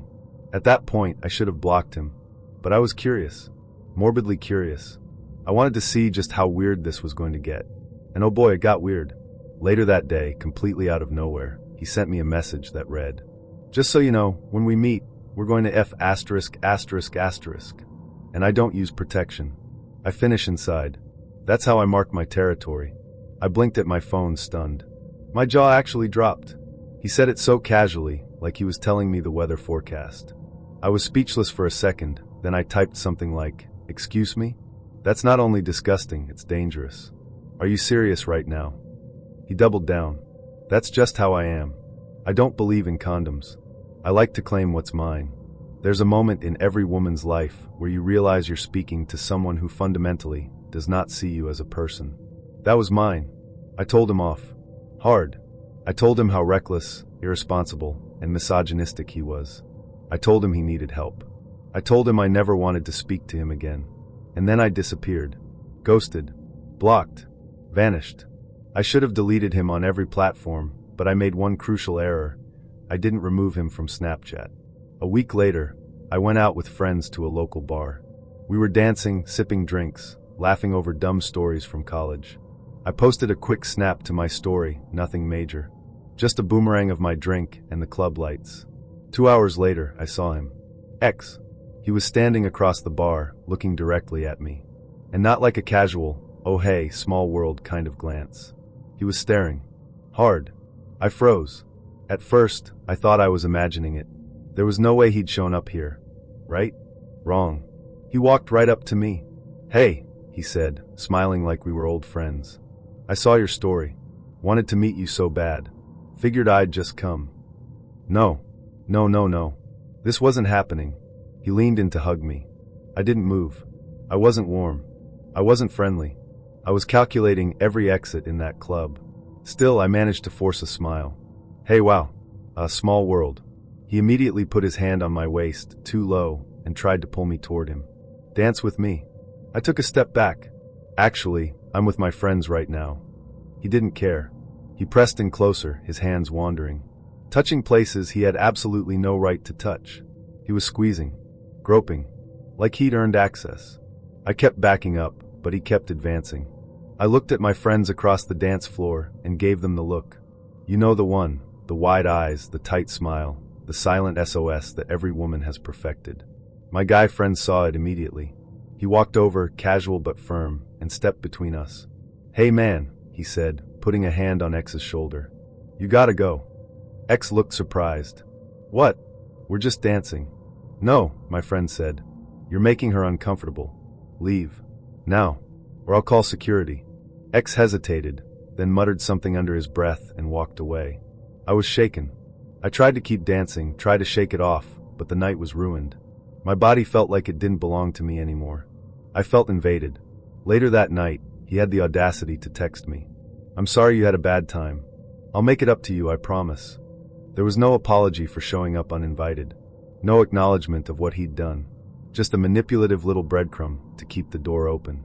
I blocked him. Everywhere. I deleted Tinder. Deleted Snapchat. I was done. And here's the thing, I felt guilty. For ghosting. For not formally ending things. For not being more aggressive when he touched me. But you know what? Sometimes it's okay to ghost. Sometimes it's survival. Ghosting isn't always immature. Sometimes it's self-preservation. You don't owe closure to someone who disregards your safety, your boundaries, or your humanity. The whole experience forced me to reevaluate how I vet men online. No more giving the benefit of the doubt to people who don't deserve it. No more maybe he didn't mean it that way. No more letting curiosity override my instincts. It also made me realize how quickly things can go from flirtatious to frightening. One minute you're trading emojis and talking about favorite movies. The next, a man is telling you he wants to mark his territory inside your body. And that's not just creepy, it's dangerous. What's even more chilling is how casual he was about it. Like it was normal. Like it was sexy. Like any woman should be flattered by that kind of assertion. I've since talked to a few friends about what happened, and every single one had a story that ran eerily parallel. A guy who pushed too fast. A guy who didn't listen. A guy who thought that sex was something owed, not something shared. There's a pattern here, and we don't talk about it enough. These men aren't anomalies. They're everywhere, and they're getting bolder. The next weekend, I went out again, but this time, I didn't post my location. I stuck close to my friends. I didn't give out my number to anyone. And as I walked through the club, I scanned every face, half expecting to see X again. I didn't, thankfully. But I did see a few other guys I'd matched with before. Guys who had also turned out to be red flags in disguise. And for a moment, I felt this wave of exhaustion. Like, is this what dating is now? A minefield of men who treat your body like a prize and your voice like background noise? But then, something shifted. I realized I wasn't scared anymore. I was pissed. And that anger? It's powerful. It's the thing that keeps you from shrinking. It's the thing that reminds you to speak up, to warn other women, to never apologize for taking up space. It was early 2020, just days before the pandemic lockdowns began. I was 18, freshly out of college, and dating apps were still new territory to me. I'd always been hesitant about them, strangers, safety, and the general awkwardness of digital chemistry. But something about Dan seemed familiar. We'd never officially met, but I knew of him through mutual friends and local gossip. That made me feel just safe enough to say yes when he asked me out. Dan was 22, and we matched on Tinder after only a few swipes. His photos gave off, I'm edgy but chill vibes. He wasn't conventionally hot, but he had charisma, and sometimes that's more dangerous. After a few days of chatting, he asked if I wanted to get a drink. Now, at the time, I was used to dates being cute and simple, coffee shops, chain restaurants, maybe Nando's if we were feeling fancy. So when he suggested drinks at a local pub, I thought, wow, how mature. This guy might actually have his life together. We set the date. He picked me up that Friday evening. I remember standing on the curb in front of my house, nervously checking my reflection in my phone screen. When he pulled up, I noticed he smelled good, clean like fresh laundry and cologne with a hint of arrogance. We made small talk on the way. He had a nice voice, and he was charming in a practiced sort of way. But I noticed something early on. He didn't ask many questions about me. He'd toss out a yeah, or that's mad, while I talked, but kept steering the conversation back to himself. Still, I told myself not to judge too harshly. First date jitters are real. The bar he chose was, to put it kindly, not great. It had that sticky floor, stale beer kind of vibe. I'd driven past it 100 times and never once considered going in. But I didn't complain. I was trying to be open-minded. Maybe the drinks were cheap for a reason. We sat at a high-top table near the back. He ordered us 2 ciders and launched into a monologue about his family, his exes, and his job, occasionally peppering in questions like, so are you like a relationship girl or just casual? It was the kind of question that feels loaded no matter how you answer. I told him I wasn't seeing anyone, and left it at that. About an hour and a half into the evening, he brought up sex. Not in a flirty, testing the waters kind of way. No, he dove into it like a man with an agenda. He asked me if I was a virgin. I was honest, I said yes. His response? Wow, I really respect that. You've got a lot of self-respect. Now, I've heard that line before, and it always rubs me the wrong way. Not because I don't want respect, but because it implies that girls who aren't virgins somehow don't respect themselves. It's a backhanded compliment disguised as virtue. Still, I nodded and smiled, because I didn't feel like turning the date into a debate. It was getting late. Around 9:30, he suggested we leave. Cool, I thought. He's going to drop me home. I'll text my sisters, gossip about the night, and call it a win for dipping my toes into Tinder. But no. Instead, he asked, "Want to go for a drive?" I hesitated. I knew what a drive meant. I wasn't new. But I also didn't know how to say no without sounding uptight or like I was accusing him of something. So I said yes. Mistake number 2. He drove us about 10 minutes away from the bar, still in our hometown, and pulled into a car park next to the local leisure center. Specifically the swimming pool. It was mostly empty, aside from a few scattered cars. I assumed he picked it because it was quiet and out of the way. We parked. He turned off the engine, but left the music playing low.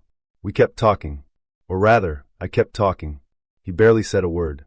Occasionally, he'd murmur something like, "Tell me more," or "You're interesting," but it felt performative. Like he was waiting for me to fill the space until he made his move. I noticed that the light from the street lamp outside fell only on me. His side of the car was almost entirely in shadow. It felt off. Not scary yet, but off. I also noticed my phone had about 10 missed messages from my sisters. They were blowing up my phone. "Where are you? Are you okay? Text back." I brushed it off. "They're just nosy," I told him, laughing nervously. "I'll tell them everything later." Around 11 p.m., he leaned in and offered me a piece of gum. The universal pre-kiss move. Then he asked, "You want to know what I think?" I cringed. TikTok has ruined that phrase for me forever. But before I could respond, he leaned in and kissed me. It wasn't terrible, but it wasn't great. His lips were soft but overly eager. The kind of kiss that feels like a job interview, like he's trying to prove something instead of just being in the moment. After a few kisses, he started shifting in his seat. His hand moved from the center console to my knee, then slowly up my thigh. I froze. "Whoa," I said, half laughing, half serious. "Let's slow down." He stopped momentarily, but you could feel the tension in the air, like he was calculating how long he had before trying again. I started talking faster, hoping to derail the mood. "So, yeah, I have to get up early tomorrow. My mom and I are going to this market thing with my sisters."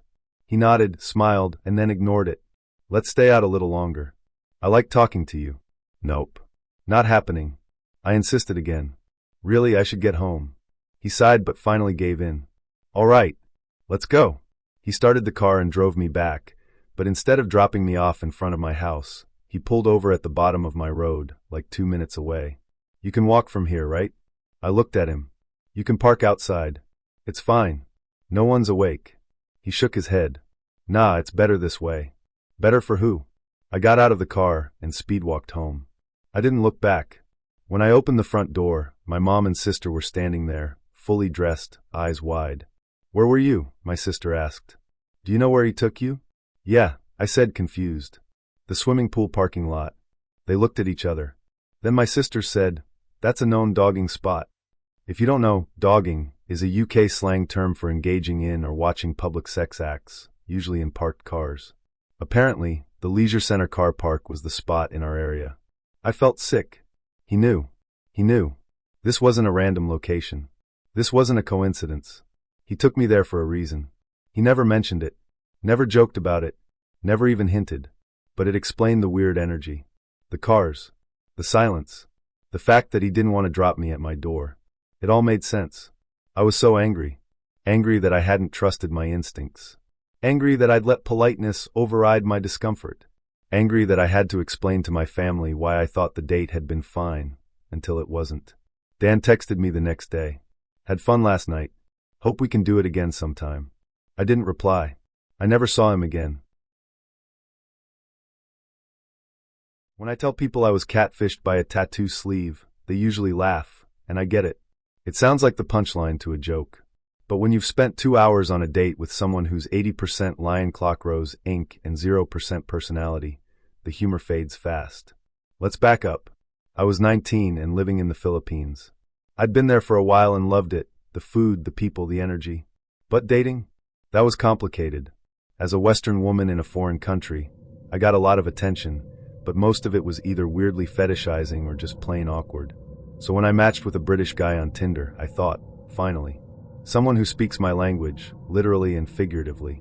His photos were filtered, sure, but not in a way that raised too many red flags. He looked tall, had a decent jawline, and every single picture featured his tattoo sleeve. Every single one. He was clearly obsessed with it, but I told myself not to judge. Maybe he just liked his ink. Maybe he was proud of the art. Maybe he wasn't a walking Pinterest board of cliché designs. We talked for a few days. The conversation was mid-level flirty, harmless banter, some British sarcasm, and the occasional, when we meet, reference that made me feel like he was serious about seeing me in person. Eventually, he asked me to dinner. I was late. Of course. I'm always late. It's practically a personality trait at this point. When I arrived at the restaurant, I scanned the crowd looking for tall, tattooed, and British. And there he was. He looked like his photos, sort of. Same face, same sleeve, but something was off. Maybe it was the angle. Maybe it was the lighting. Maybe it was the fact that he didn't stand up to greet me. That was the first red flag. He just sat there, casually sipping a drink, scrolling on his phone. When I approached the table, he looked up, nodded, and said, "Hey." No standing, no hug, no polite gesture to pull out a chair. Just a nod, like I was a waitress delivering his food. I sat down, trying to shake it off. Maybe he was shy, or tired, or just really into whatever was on his phone. We ordered, and the conversation began. And by conversation, I mean he talked about one thing, his tattoos. I wish I were exaggerating. For 2 hours, he explained every single tattoo on his body, what it meant, why he got it, how much it cost, what the healing process was like. He had a lion, a clock, a rose, a compass, a Roman numeral quote. If you've seen a tattoo trend in the last 10 years, it was on his arm. At first, I tried to engage. Oh, that's cool. What's that one mean? But after the fifth, this one represents my loyalty explanation, I started mentally checking out. I asked him questions about his life, where he was from, what he did, why he was in the Philippines, but he always steered the conversation back to his ink. It was like talking to a human canvas with a mouth. What made it worse was that he wasn't even that nice. He wasn't rude exactly, but he was cold, detached, like he was doing me a favor by being there. He didn't ask me a single question. He didn't compliment me. He didn't even try to flirt. It was the kind of interaction that leaves you feeling smaller, like you're auditioning for someone who already decided they're too good for the role. But I stayed, because I was 19, and I didn't want to be rude, because I thought maybe he'd warm up, because I was already there and didn't want to waste the effort I put into my eyeliner. We finished our meal. The check came, and then it happened. He stood up, and I saw the full catfish. This man was tiny. Listen, I'm 5 feet 2 inches on a good day. I'm short. I know that. But when he stood up, I was looking down at him. Not eye level. Down. He had carefully curated every photo on his dating profile to hide his height. Every picture was from the chest up, angled, or seated. There wasn't a single full body shot. And now I knew why. He was smaller than I was. And not just short, frail. Like, I could carry you in a backpack small. Now let me be clear. Height isn't the issue here. I've dated guys shorter than me before. I've dated guys with all types of builds. The issue was that he lied. He deliberately misrepresented himself, knowing it would change how people perceived him. And combined with the arrogance, the lack of manners, and the complete personality vacuum, it was just a lot. We walked out of the restaurant, and I tried to stay polite. I didn't want to make things awkward, but I was praying he wouldn't try to kiss me. He didn't, thankfully. But he did send me a DM later that night. Had a good time. You're chill. I didn't respond. He messaged again the next day. You're not like other girls on here. We should hang out again. Still no response. Eventually, he got the hint. Or maybe he didn't. Honestly, I wouldn't be surprised if he still thinks we had a great date. I was seeing this guy, let's call him Jake. We met at a party through mutual friends, and at first, he came off super chill. Funny, sarcastic, good hair, decent job, tech marketing, or something equally vague. And he had that kind of effortless confidence that makes you forget to ask real questions until you're already in too deep. We started hanging out casually. Like, "You up?" Texts that turned into watching Netflix half-dressed and ordering takeout. Early on, he was clear. "I'm not looking for anything serious right now." Cool. I wasn't either. Or at least, I told myself I wasn't. But then, he started acting like a boyfriend. He'd text me every morning, introduce me to his friends, asked to see me multiple times a week. Once, when I posted a boomerang of my drink at a bar, no face, no context, he replied within 30 seconds, "Who are you with?" I laughed it off. "Jealous much?" He replied, "Not jealous. Just curious." Sure. Anyway, fast forward about 6 weeks. We're still in this weird limbo, hooking up, texting constantly, but no labels. And I'm starting to feel it. Like, I'm catching feelings, but I don't want to say anything because I know what he'll say. We agreed this was casual. So I keep quiet. One Friday night, he asks if I want to grab dinner. I'm thinking, finally, a real date. We go to this little burger place I love, nothing fancy, but good food and even better fries. We sit down, order, and everything seems normal. He's scrolling through his phone, showing me a meme, cracking jokes. I'm starting to feel more relaxed. We've done this enough that it feels familiar. Comfortable. Food arrives. I ordered fries. He didn't. Classic. And then, he reaches over and grabs a handful of mine. "No, can I have some?"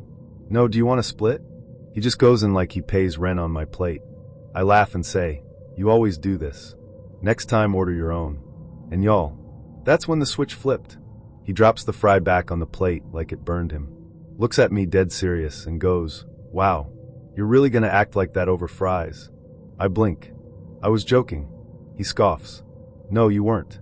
You're always making these little comments. Like I'm some kind of burden." Now I'm confused. "What are you talking about?" He leans back in his chair, arms crossed. "You never appreciate anything I do.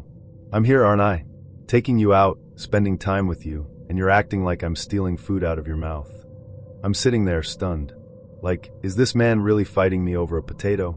I say, "Jake, it was a joke. You're the one making it a thing." And then he says, loud enough for the couple next to us to actually pause their conversation, "You know what? This is why I can't take you seriously. You're just a placeholder until I find someone who actually gets me." I didn't say anything. I just stared at him. He looked back at me like he was the one who'd been insulted. Like I had crossed a line. I stood up, grabbed my bag, and said, "Thanks for confirming what I already suspected." He rolled his eyes. "So you're just gonna walk out?" "Yep." And I did. Didn't yell. Didn't cry. Didn't even box up the fries, which, honestly, is the only part one regret. He texted me that night. "Sorry. I overreacted. Are we still good?" I replied, "No. But I am." Blocked his number. Blocked him on socials. Told our mutual friends what happened, and they all said the same thing. Yeah, we always got weird vibes from him. So yeah, that's how my casual situationship imploded over fries. But obviously, it wasn't about the fries.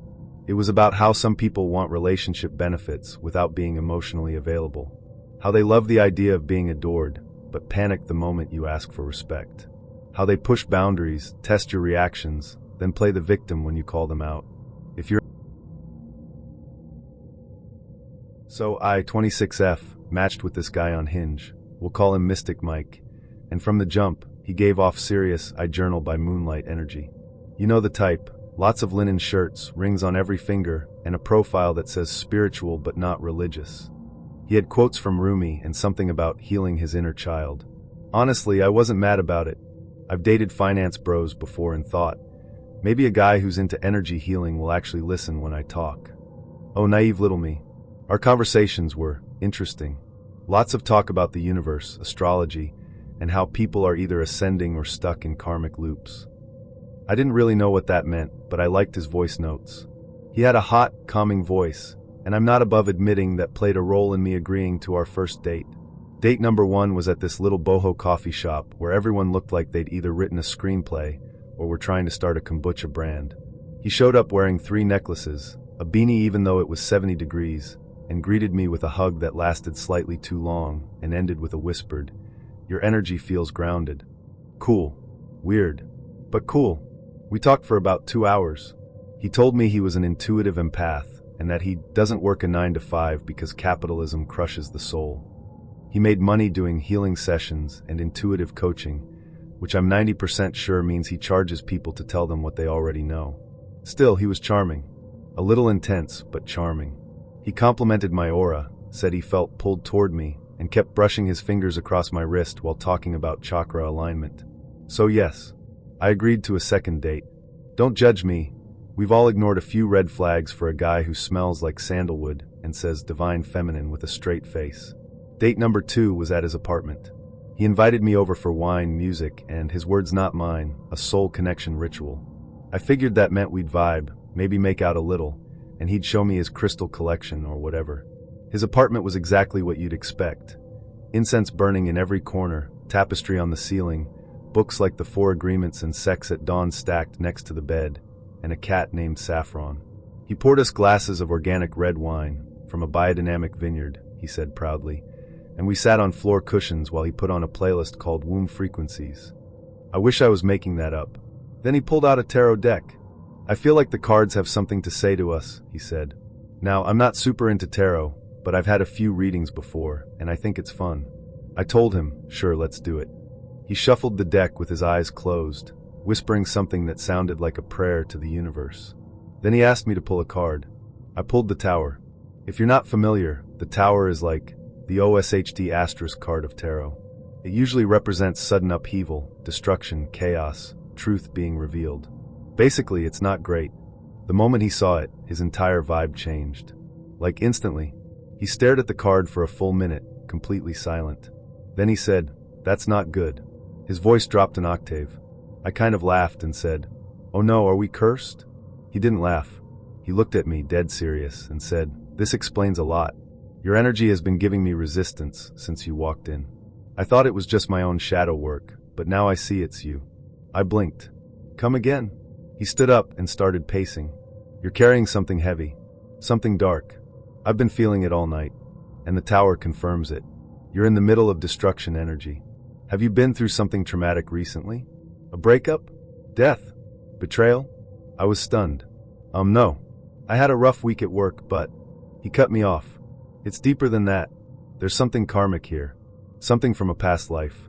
And it's crashing into mine." At this point, I was trying to figure out if he was joking. He wasn't. He picked up a piece of Palo Santo, lit it, and started waving it around me while muttering, "I cleanse this portal. I reject this chaos. I swear on everything." Then he looked at me, eyes wide, and said, "You need to go. I need to protect my space." I was speechless, just sitting there on a cushion with a glass of warm wine, watching this man spiritually evict me. I stood up slowly. "Okay. I didn't mean to bring bad vibes." He shook his head. "It's not personal. It's energetic. But if I let this spiral continue, I'll undo years of inner work. I can't let that happen." I grabbed my purse and my shoes and started toward the door. As I was leaving, he said, "Wait." I turned around, thinking maybe he'd calmed down. He handed me a small rose quartz crystal and said, "Take this. You need it more than I do." I thanked him because what else do you say, and left. I sat in my car for a full 5 minutes, trying to process what had just happened. Then I looked at myself in the rearview mirror, held up the crystal, and said, "What the actual F asterisk asterisk asterisk?" I blocked him that night. Not because I think tarot is scary. Not because I don't respect spiritual people. But because that man turned a card into a weapon and used it to unload all his chaotic nonsense onto me. Since then, I've added a new rule to my dating life. If a man mentions energy more than 3 times in the first date, I'm out. So I, 28F, matched with this guy, let's call him CEO Chad, on Hinge. His profile basically screamed money. Black and white headshots. A picture of him working on a MacBook at a rooftop cafe. Another of him in a tailored suit with the caption, "Building something that changes the world." I know, right? His job title said, "Founder and CEO of a tech startup." I'm not someone who's dazzled by job titles, but I'm human. A hot guy with ambition, drive, and a startup? Sure, I'll bite. Our messages were decent. He wasn't overly funny, but he asked good questions. Talked about user experience design, scaling, and something called series of funding that I pretended to understand.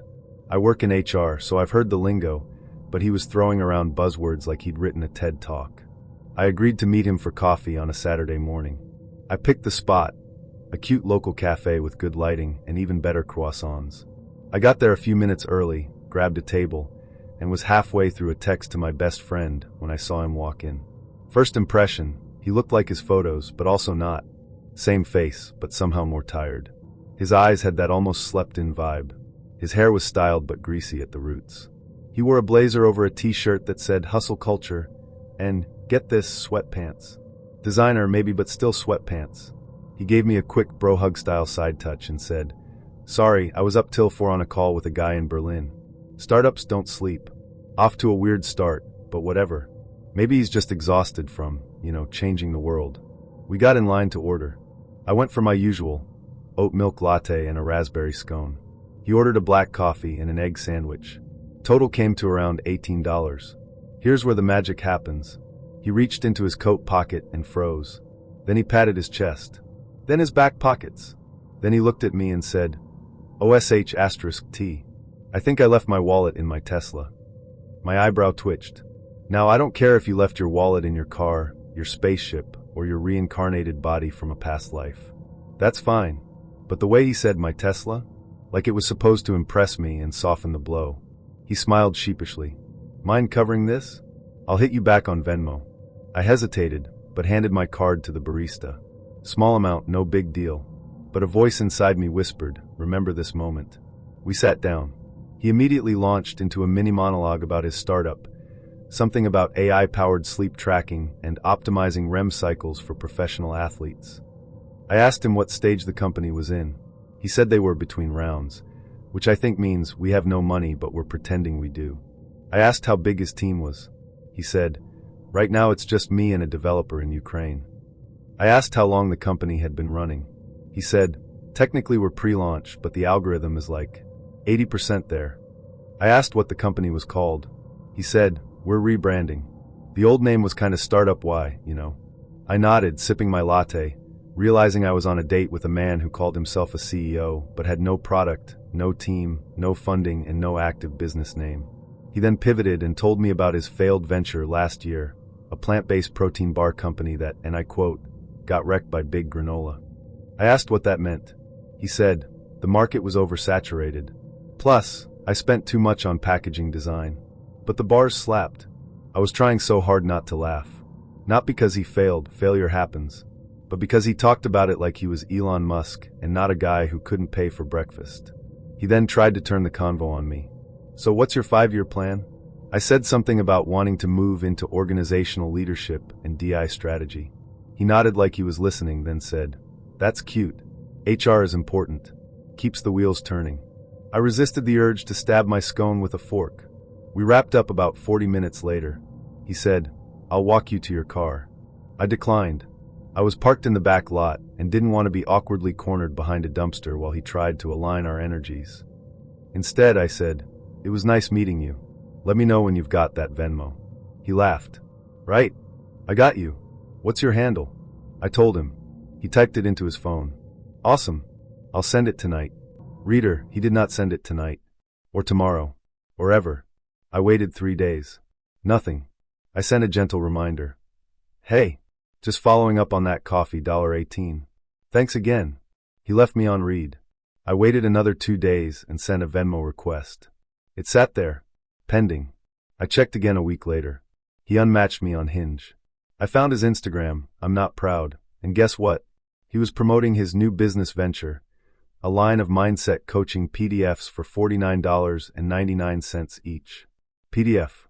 Coaching. No credentials. No experience. Just a Canva template and a link in bio. That's when I realized he wasn't a CEO. He was a con man with Canva Pro. The audacity of this man to flex about his Tesla, his startup, and his grind set, only to ghost me over $18? Unbelievable. But also kind of poetic? I posted about it in my group chat, and my friend said, "Girl, you just got tech bro catfished." So yeah, that's my story. I paid for my own oat milk latte, his greasy egg sandwich, and a front row. I met him on Hinge. His name was Ryan. He had that boy next door look, a little rugged, a little polished, the kind of guy who probably played high school sports and still brought it up at parties. Our chats were fine. Not electric, but fine. He was sarcastic, and I like sarcasm, until it turns into something else. He suggested a sushi spot for our first date. Classy, quiet, kind of tucked away in a corner of the city. I said yes. I spent a little extra time getting ready. Nothing fancy, just enough to feel confident. I wore my favorite black dress, the one that hugs my curves without screaming for attention. I did my makeup soft and clean, and let my curls fall the way they wanted. When I arrived, he was already there, sitting at a corner table, scrolling on his phone. He looked up, barely smiled, and said, "You're late." I blinked. "It's 6:58. We said 7. He shrugged. "I've been here since 6:30. I like to be early." Okay, weird flex, but sure. I sat down, trying to shake off the awkward start. "Well, I'm glad we made it. This place looks great." He smirked. "Hope you like raw fish." "I do," I said, smiling. He looked at me for a second, then said, "You don't look like someone who eats sushi." I laughed, confused. "What does that mean?" He leaned back. "I don't know. You just have more of a burger and fries vibe." I felt my stomach twist. It was subtle, but it landed. He was making a comment about my body, about my size. I wasn't insecure about it, not usually. But the way he said it, casual, dismissive, made me shrink a little in my seat. I brushed it off. "Well, I like both." "Sure," he said. "Balance, right?" The waiter came. We ordered, him with confidence, rattling off items like a regular. I stuck with a simple roll and a side of edamame. And then the second jab came. "You don't talk much, huh?" I tilted my head. "I've been here for 5 minutes." He laughed, but it wasn't warm. "Just saying. You're kind of quiet. I thought you'd be more lively based on your profile." I didn't know what to say. I wasn't shy. I was just trying to get my footing. First dates are like that. Some people talk too much, some people ease in. I gave him a small smile. "Well, I'm here now. You'll get to know me." He nodded, then looked me up and down, not in a flirty way. In a judgmental way. Like he was scanning me for flaws. "What do you do again?" he asked, already looking at his phone. "I work in marketing," I said. "Content strategy, mostly." He chuckled. "So you write tweets for a living?" Cue another twist in my gut. It wasn't what he said, it was how he said it. Like my job wasn't real. Like I was playing pretend in the grown-up world. I tried to keep my voice light. "It's a little more than tweets, but yeah, social media's part of it." He smirked. "Sounds cute." Cute. Like I was a puppy, not a professional. Our food arrived, and for a few minutes, we focused on eating. He didn't compliment the food. He didn't ask questions. He just talked about himself. His gym routine. His ex-girlfriend who was crazy. His car. His fantasy football league. How hot girls these days are either taken or damaged. I nodded, sipping my drink, trying to decide when it would be socially acceptable to leave. And then, because of course, he started giving me unsolicited advice. "You know," he said between bites, "you'd probably be a lot more confident if you wore less makeup. Guys like natural girls." I stared at him. "I'm wearing a tinted moisturizer and lip gloss," I said. "This is natural." He raised an eyebrow. "Oh, well, then you should smile more." And there it was. The classic line. The one that turns every woman's spine to steel. I leaned back, put down my chopsticks, and looked him dead in the eye. I smile when I'm having a good time. He gave a short laugh. "Feisty?" "No," I said, my voice perfectly calm. "Just not here to be picked apart." He blinked. Like he hadn't expected me to say anything. Like he thought I'd sit there and let him chip away at me one comment at a time. And the worst part, I almost had. That's what emotional bullies do. They disguise cruelty as flirtation. They lace insults with compliments. They poke at you, prod at you, test how far they can go. And if you react, they say you're too sensitive or can't take a joke. He looked at me for a long second, then said, "You're not like other girls I go out with." "I'm aware." We finished the meal mostly in silence. When the check came, he hesitated. "You want to split?" I smiled. "No. You invited me. You can cover your half." He paid, grumbling about modern women and how no one appreciates chivalry anymore. I stood up, grabbed my bag, and said, "Thanks for dinner." He followed me outside. "You headed home now?" "Yep," I said, not slowing down. "I could walk you to your car." "I'd rather you didn't." He paused. "So that's it?" "That's it." He scoffed. "You know, I was actually trying to help you. Some of the stuff I said, you needed to hear." I turned to face him one last time. "No, you weren't trying to help me.